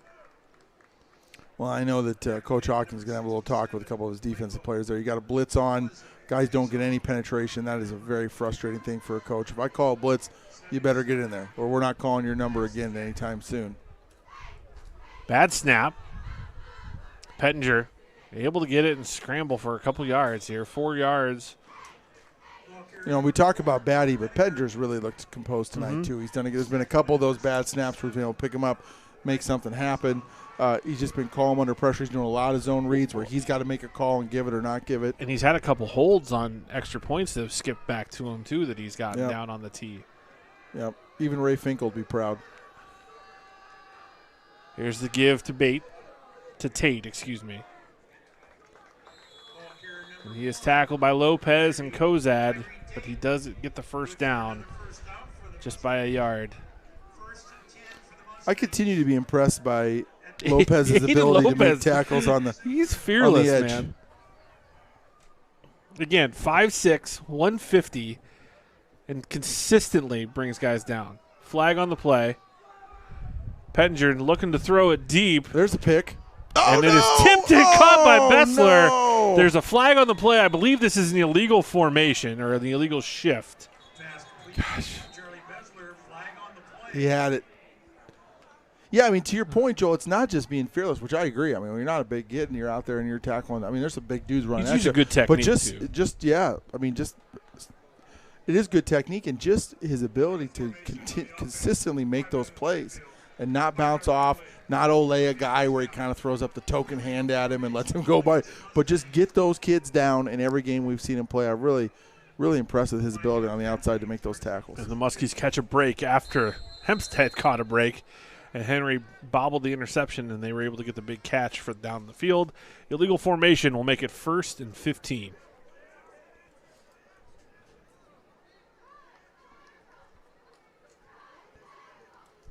Draw here to Pettinger, Novak, and they're actually, that's Xander Dayton. And speaking of the 2001 Muskies, that's a play to make.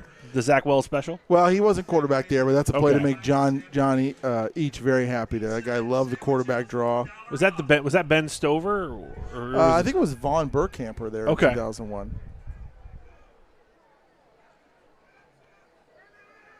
As Pettinger sprints out. Thompson gets a hand on it, but it is still complete. As Seeger goes to the ground, and Thompson's hurting. And that is unjust. That is a tremendous play by Thompson to get a hand up there. He's cramping on the. And that kid just made a great catch off the tip.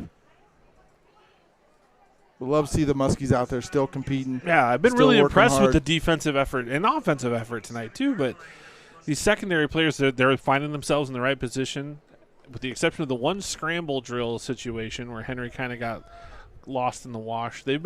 Eye discipline's been good, and they've been where they needed to be.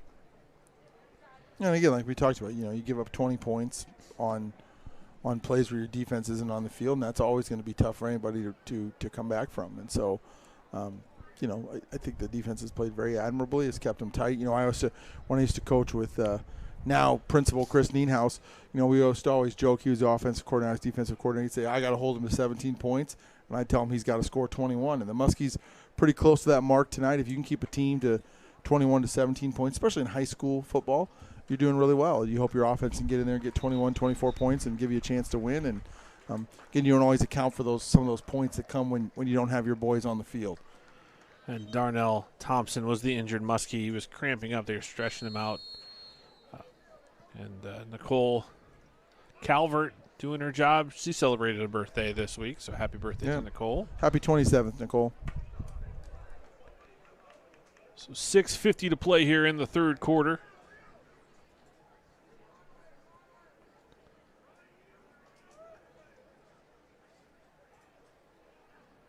As Pettinger now keeps it. And Dayton and company stay home, and a short gain here on first down.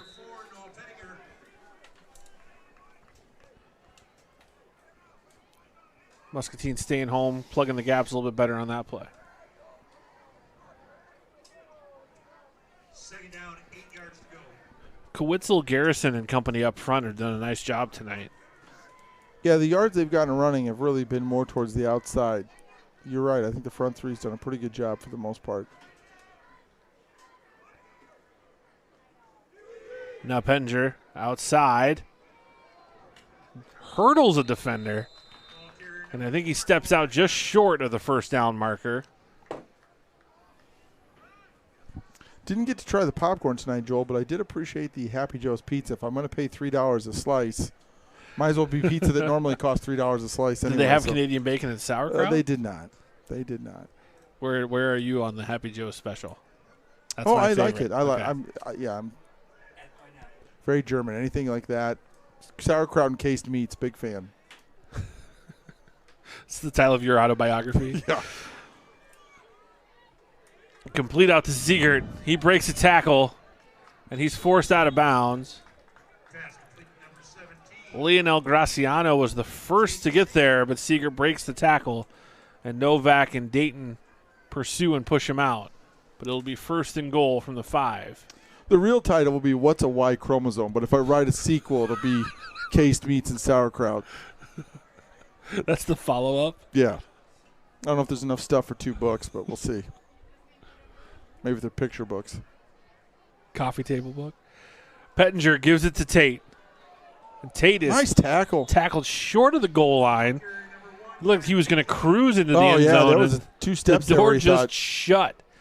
Novak and Kowitzel on the tackle. And again, Muscatine the Mustangs go fast. Continuing to fight, continuing to play hard. Low snap. They give us to Tate, and he gets in on that play.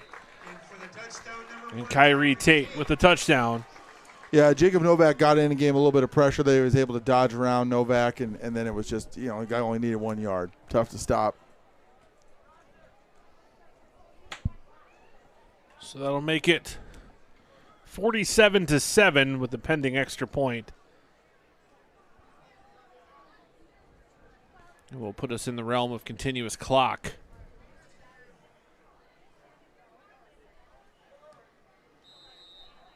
The kick is up and good. There's the point good by number 99, Alex Tackney. New kicker in that situation, Tackney, the junior. He puts it through, and we're going to take a short break. It's 48-7 Mustangs. Affordable Metal Manufacturing provides cut-to-length rolled metal panels for commercial, residential, and agricultural roofing.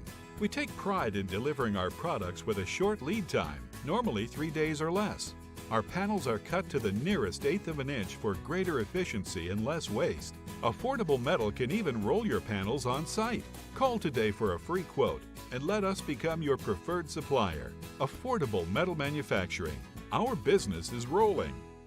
At Hustler Turf, quality matters, especially when it comes to the driving experience. Let's take a closer look. Our legendary smooth track steering provides buttery smooth turns, making maneuvering around obstacles.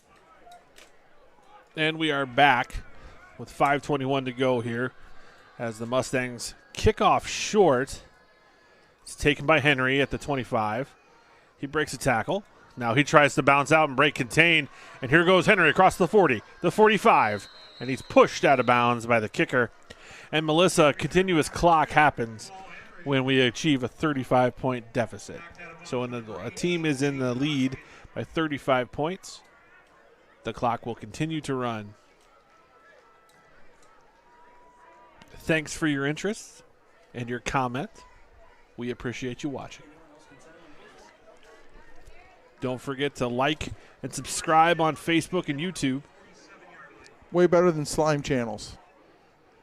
As Batty gives it to Kozad, and he's stacked up at the line, maybe got half a yard.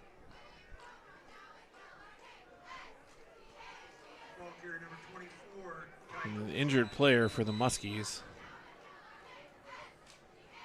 Is that Kozad?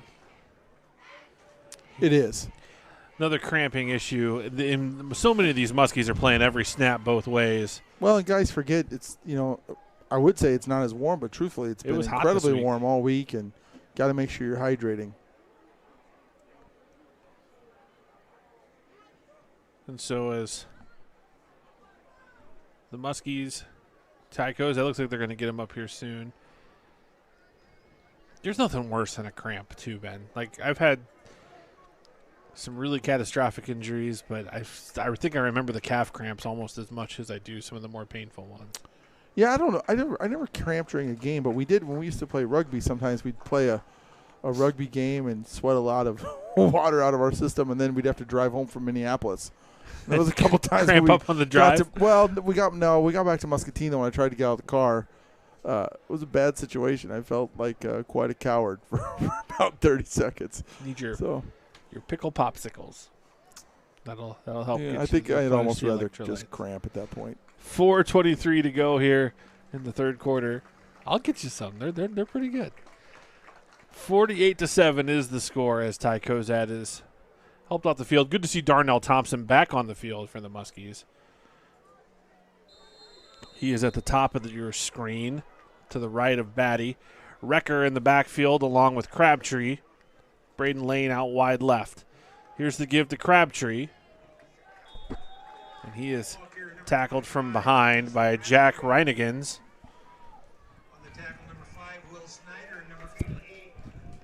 It is still the third quarter here. 3rd and 9. Batty back to pass. He completes it to Paul Henry. It'll be close to the first down. So it'll be 4th and 1. And I think we're going to see Muscatine go for it the rest of the night, which I fully support. Yeah, certainly across the 50 here, you got to go. Batty looking like he's going to come under center. Quarterback sneak. A little help from Raker. 4-yard gain, and that's nice. A first down for the Muskies. Very nice execution by the Muskies there. Good push from the boys up front. Driving that pile. Batty just tucked in behind. Raker comes around from the back. You know, you've got Evan Frankie in there doing a nice job getting a big push at center. Now Raker will split out left. Harvey and Thompson to the right. Lane and Raker to the left. There's the back shoulder throw. A little off time and incomplete. Well, I'm talking about those linemen, Sergio Bacara and Patrick Leffler doing a great job there on the right side with their pass protection on that particular play. Just getting their hands up, getting their man stopped in his tracks, and giving the quarterback time to execute. 2nd and 10 from the Hempstead 41. See if they look for Raker here on the slant. They got it if they want it. There he goes. Didn't look at him, though. They got deflected again by, that was not Weiss. We have a new wave of defensive linemen in here for Hempstead, but still getting their hands up. That was Reinigan with the deflection.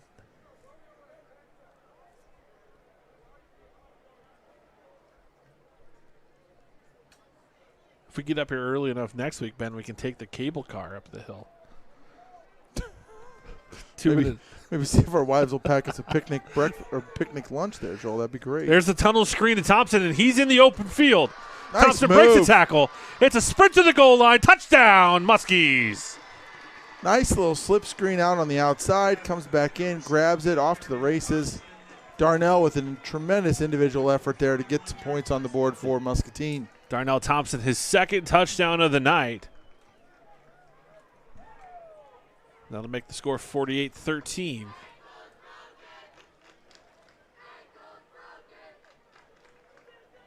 Sophia Thomas on for the extra point.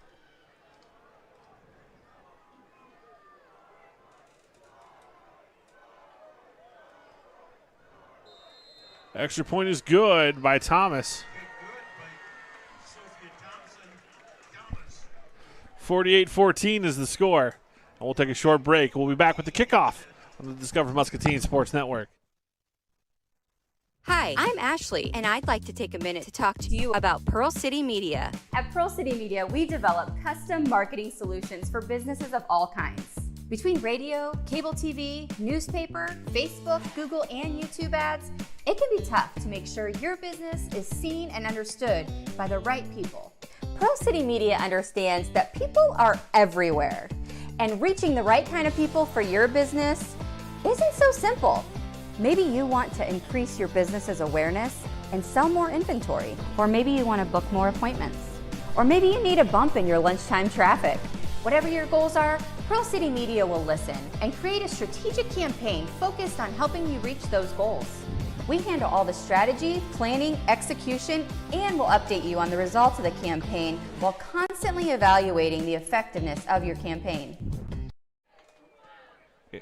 And we're back on the Discover Muscatine Sports Network as Muscatine will kick off after the Thompson touchdown reception from Landon Batty. Parker Green kicking off for the Muskies. Got some good options for our Eastern Iowa Power Washers defensive and affordable metal manufacturing offensive players of the game tonight, Ben. Harris. Yeah, more drama to unfold as well. Harris looking for his second kickoff return of the night. Oh, boy. He's finding his way to the sideline, and Nolan Raker, the senior, able to keep him out of the end zone. Nolan says no there on that one. Still a great run by that kid. He's really had he's explosive. Banger night tonight. Yeah, absolutely. Minute 21 to go here in the third quarter. As you see the animation there on the scoreboard, Ben, the flexibility is endless. That's, yeah, geez, it looks like 1992 Tecmo Bowl up there. It's really impressive. 1st and 10 from Bo Jackson, the Muskie 39. Great job. Jeez. Sorry, that one got me. That one tickled me. That was funny. Here we go. As the Muskie defense takes the field. New quarterback here for the Mustangs. And he'll keep it. That's number 22, Tyler Freiberger. You know, one thing I do want to give some real credit to the Muskie players and especially the Muskie coaching staff. One thing that's really impressed me about this team, you know, we've been in a couple of these situations this year, unfortunately, where we've been down quite a bit of points in the second half. And I've just really been impressed with the fight, the hustle. You know, this isn't a team that puts their head down and just packs it up. But they continue to play hard. They continue to look for opportunities to make plays. And you know, that's good coaching and good character out of those kids. Freiberger, he carries it across. He gets the first down. That's a gain of 12. It'll be first down. Crabtree on the tackle. We're under a minute to go here in the third quarter. This will be 1st and 10 at the 24.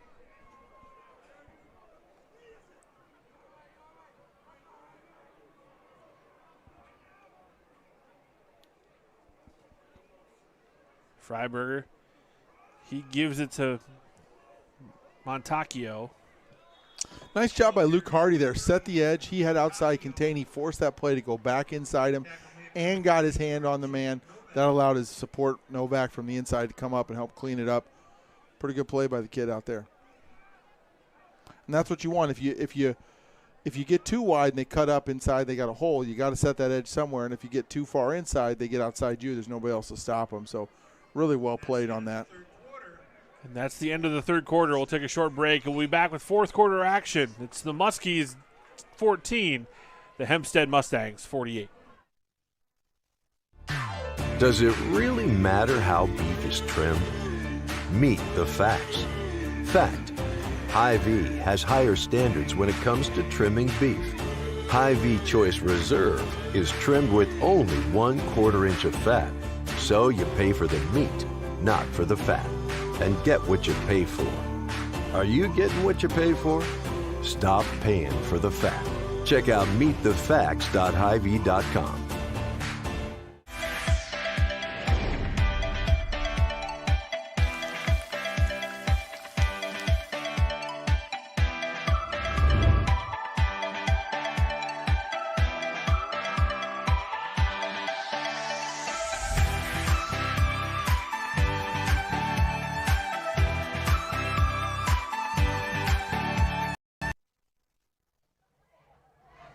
And welcome back. It's the beginning of the fourth quarter as the Muscatine Muskies trail the Hempstead Mustangs 48-14. Freiberger has it 2nd and 6 from the Muskie 20. Freiberger boots left, takes a big hit, but delivers a touchdown pass. That's Siegert, who was open in the corner. Freiberger delivered a dime after taking that hit.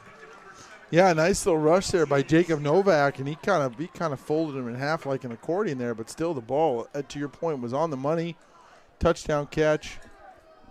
I mean, that's a big score there. Freiberger's the squeeze box, but the touchdown will help Siegert sleep better tonight as the extra point is on Montacchio to kick. Well, and congrats to that kid. He must be a baller. I was watching him throw a little bit in pregame, and that was by far his best pass. Great time to have your best pass. That extra point is good. So on the first play of the fourth quarter, the Mustangs score a touchdown, making it 55-14.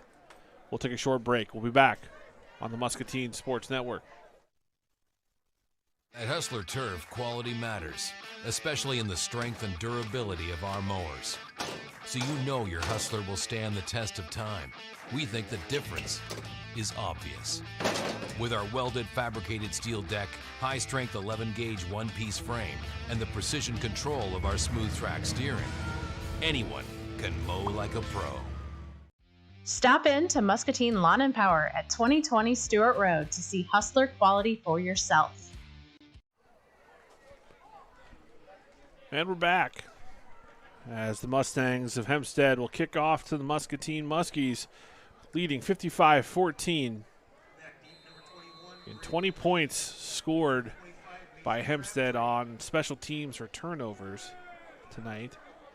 But this most recent score was a touchdown from Freiberger to Siegert.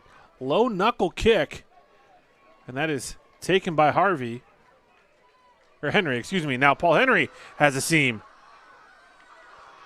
He's over the 50. And a big return there by Paul Henry. Out over the inside the Mustang 35. Some extracurriculars back behind the ball there, too, that resulted in no flag. Great return there, and that is the rest of the story, Joel. Oh, I can't believe I called him Paul Hy-Vee. He has no clue who that person is, probably, either. Landon Batty and the Muskie offense. We got a timeout here from Hempstead. Mustang coaching staff looks like they've got some reserves in, wanting to make sure everybody aligns properly. We'll take a second to step away, and we'll be back after this timeout. RIVO has expert plumbers, but did you know RIVO can also be your one source for complete bathroom and kitchen remodels? With professional craftsmen doing the job for more than 30 years, experienced in tile, carpentry, and of course plumbing, RIVO can transform a dreary basement into an elegant bathroom and upgrade a worn-out kitchen using inspirational design and quality brands. Before you stand in line at a big box store, call RIVO Incorporated and see how a hometown professional can refresh and improve your home. It's National Public Power Week, but we celebrate more than just power because MPW is 3 utilities with one focus. You. Not-for-profit municipal utility customers enjoy high reliability, low rates, local control, and community. And we're back. 1st and 10 for the Muskies at the Mustang 36 after the spot. And Batty, he's going to keep it and run his own, call his own number. And Landon Batty with a 5-yard run. Yeah. Don't cheat him there.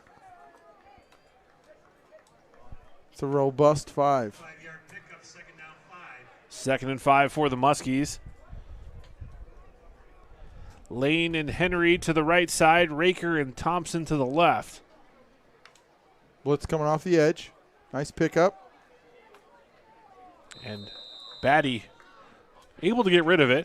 Well, they did a good job picking up the outside blitz, but then that freed a defensive tackle on the inside, and that's who got to Batty there. So it'll be 3rd and 5. The Muskies might have gotten away with the lineman downfield on that play, too. 10 and counting here in the fourth quarter.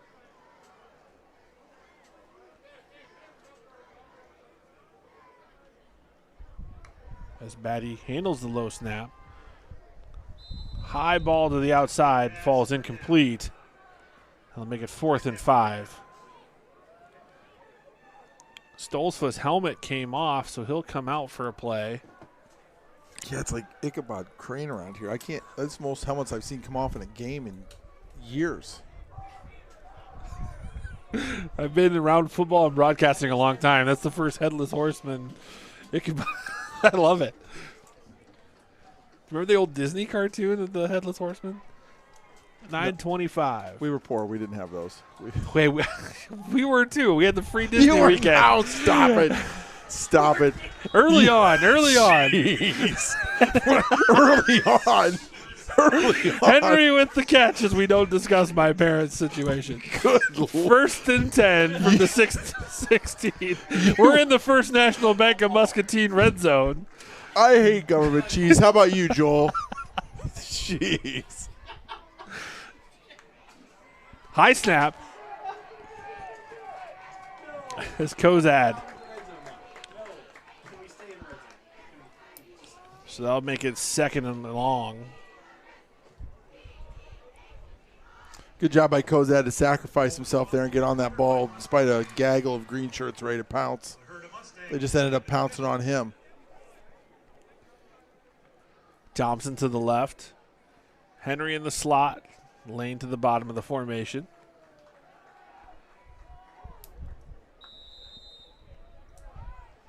Good idea. Just got away from him. That pass is open. I mean, it's a little short for second and forever, but you got to get something there. Maybe make a little wiggle and get something going. But good little slant route. They were giving him that. Muskies were happy to take it. 3rd and 22.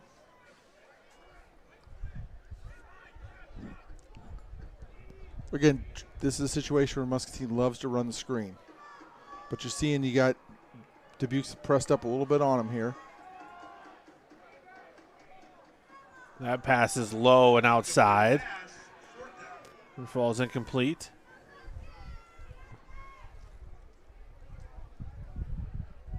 So that makes it 4th and 22.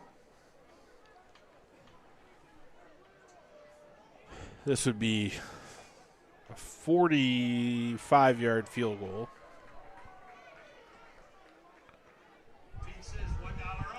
Thompson unable to come down with it. And that'll be a turnover on downs for the Muskies as Hempstead will take over at their own 28-yard line. I like the call, though. Let's get vertical. Let's try to get the ball out to our receiver, give yourself a chance to pick up a first down, have something good happen. It's just unfortunate as the Muskies find their way into the First National Bank of Muscatine red zone. The high snap pulls them back, big loss on first down. Just unable to stack the good plays back to back here tonight. Yep, that's what you need to do. You know, you get into a 2nd and 20 situation, and that's the playbook goes to about 3 plays. And the defense knows that. So like we talked about at halftime here, you can see Muscatine showing cover 3. Notice how their corners are tilted in. They're back about 7 yards. You're going to see them bail out. Also notice they're looking right at the quarterback. Give that Stender, who bounces it outside. And Paul Henry with a touchdown-saving tackle. Well, and that looked like it was going nowhere as the Muskie defensive line stacked that up, and then just nice patience by the Dubuque kid, able to bounce it outside and find the crease and get going.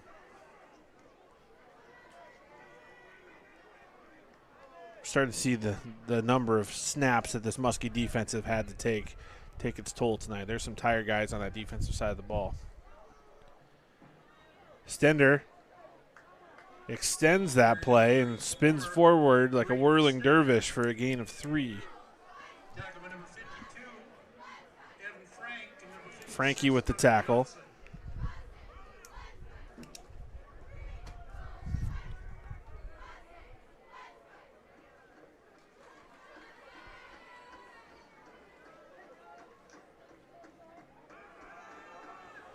Oh, there's a chance. Oh. Nice read, though. Joe Helminick, the new quarterback. Lionel Graciano saw that, read it, came up hard, almost had the pick 6. Great play by him. Yeah, Muscatine still fighting on every snap. 4:50 to go here in the 4th quarter.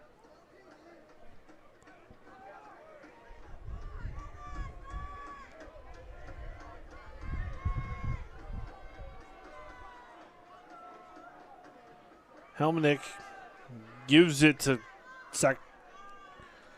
Sakadakis. And he's going to be tackled just short. It'll be 4th and 4. Kozad able to push him out of bounds and bring him down.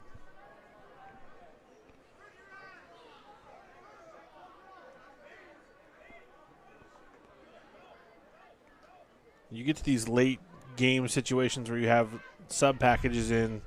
Not everybody's used to being where they are in these situations. These are tough sometimes. 4th and 4. As Hempstead will go for it. Helminick drops the ball. Oh. And he is going to be sacked. That's number 56. Hunter Johnson with the sack for the Muskies. Nice job by Hunter to stay with the play there.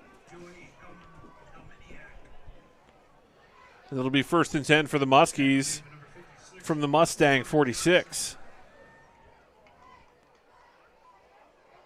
The rain has stopped, but you can still see the glistening from the precipitation on the field. You wonder if the ball just got a little slick there for the young sophomore. Well, in sophomore, your hands are just not as big.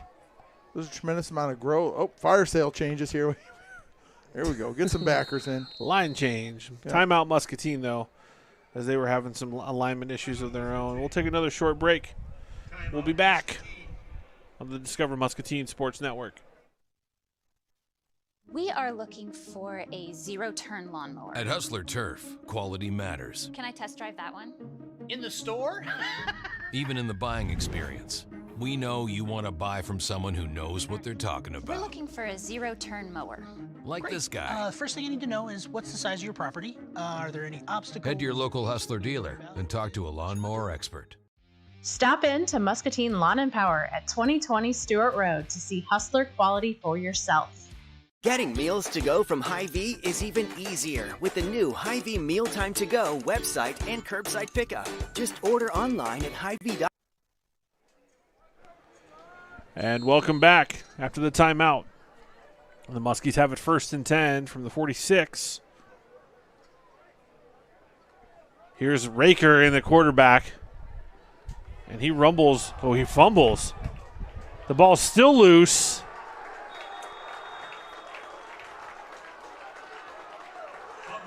And that is recovered by Hempstead. I thought the ground caused that one, but looked that way to me, but not sure. So it'll be a sudden change, and Hempstead will take over. If I was watching this on my computer or my TV at my house, I could just rewind it 15 seconds and see what happened. So 1st and 10 from the 36. I'm excited. I like to see Raker get in and throw a pass once. I'd like to see if they got anything out of that package.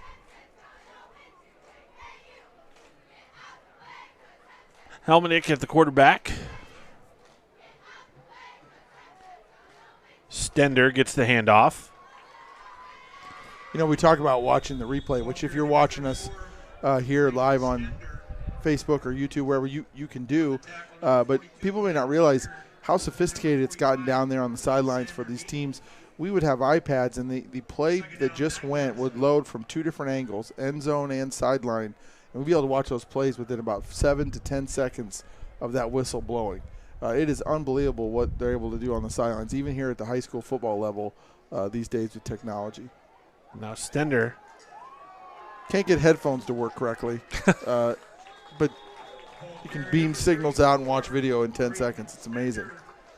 So right now the Muskies got guys on the sideline. Raker's looking at that play, taking a look. What's the blocking doing? Great tool, great learning tool. It's really amazing. So we're under a minute and a half to play here in the 4th quarter as Stender gets the 1st down over the 50-yard line.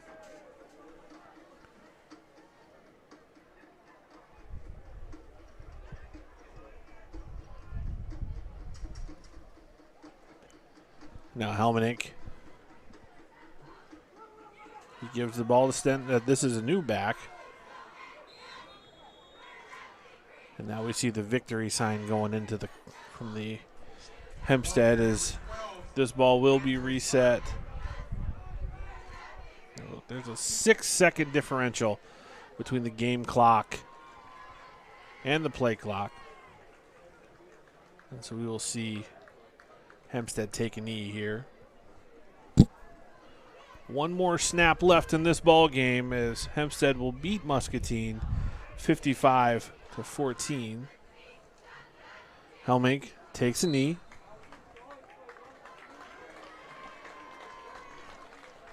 And under 10 seconds as the clock rolls. That's going to do it for the ball game. We're going to take a quick break, and we'll be back with our Hy-Vee post-game show, where we'll bring you our Affordable Metal Manufacturing Offensive Player of the Game and our Eastern Iowa Power Washers Defensive Player of the Game. At First National Bank, we strive to provide the best customer service both in person and online. Our mobile wallet offers you great features within our mobile app: card controls, alerts, digital receipts. Mobile wallet is a free feature in our mobile app. Check it out today. Did we mention quality matters? Welcome to our Cut Quality Center. Let's take a closer look.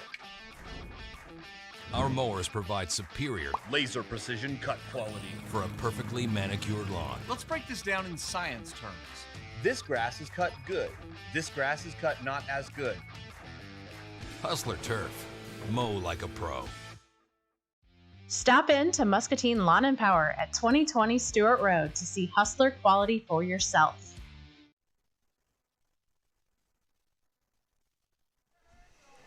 And welcome back to the Discover Muscatine Sports Network. I'm Joel Kraushaar along with my partner Ben Nietzel as the Muskies fall to the Dubuque Hempstead Mustangs 55-14. And Ben, scoreboard looks a little bit crazier than what we actually saw in front of us tonight. Yeah, I thought Muskie was very competitive. We talked about this throughout the broadcast. You had 20 points on non-defensive, times you didn't have your defense out there on the field. A couple soft touchdowns at the end there as it's kind of teams battling back and forth. The game was a little bit out of reach at that point. You're playing some different kids, playing some kids in some different positions. That's going to happen a little bit on both sides. But I thought Muskie very competitive. This was a contest where I think they had a very legitimate chance to win. And we're seeing some improvements out of the Muskies. And, yeah, I think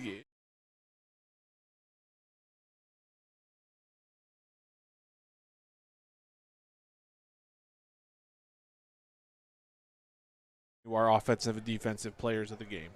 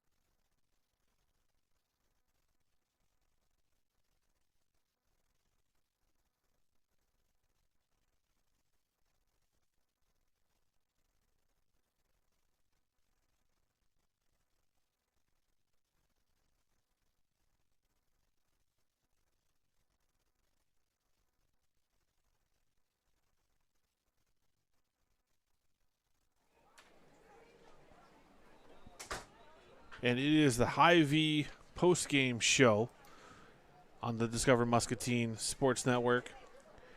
I'm Joel Kraushaar along with my partner Ben Nietzel. Muscatine falls 55-14. It was a better effort tonight, as we just talked about. But there were some really good individual outputs tonight as well. We've mentioned Landon Batty many times this season, leading this offense, being a leader on the field for the Muskies. Got some explosive plays from one of his receivers outside. And our Affordable Metal Manufacturing Offensive Player of the Game, number 17, the sophomore wide receiver Darnell Thompson, 2 explosive touchdown catches. He had a 42-yard touchdown reception and then a 61-yard screen pass that he took to the house for a long touchdown. So Darnell Thompson, our Affordable Metal Manufacturing Offensive Player of the Game. Well, and defensively, like we talked about, the 55 points on the board is not really representative of how the defense had played. They were out on the field a lot, guys making tackles and plays. Had a little bit of a rough first quarter. They gave up 21 points, but then really admirably played the rest of the game. A lot of guys I thought had moments and flashes. Paul Henry out there with an interception. Paul Harvey made a couple plays out there for the Muskies as well.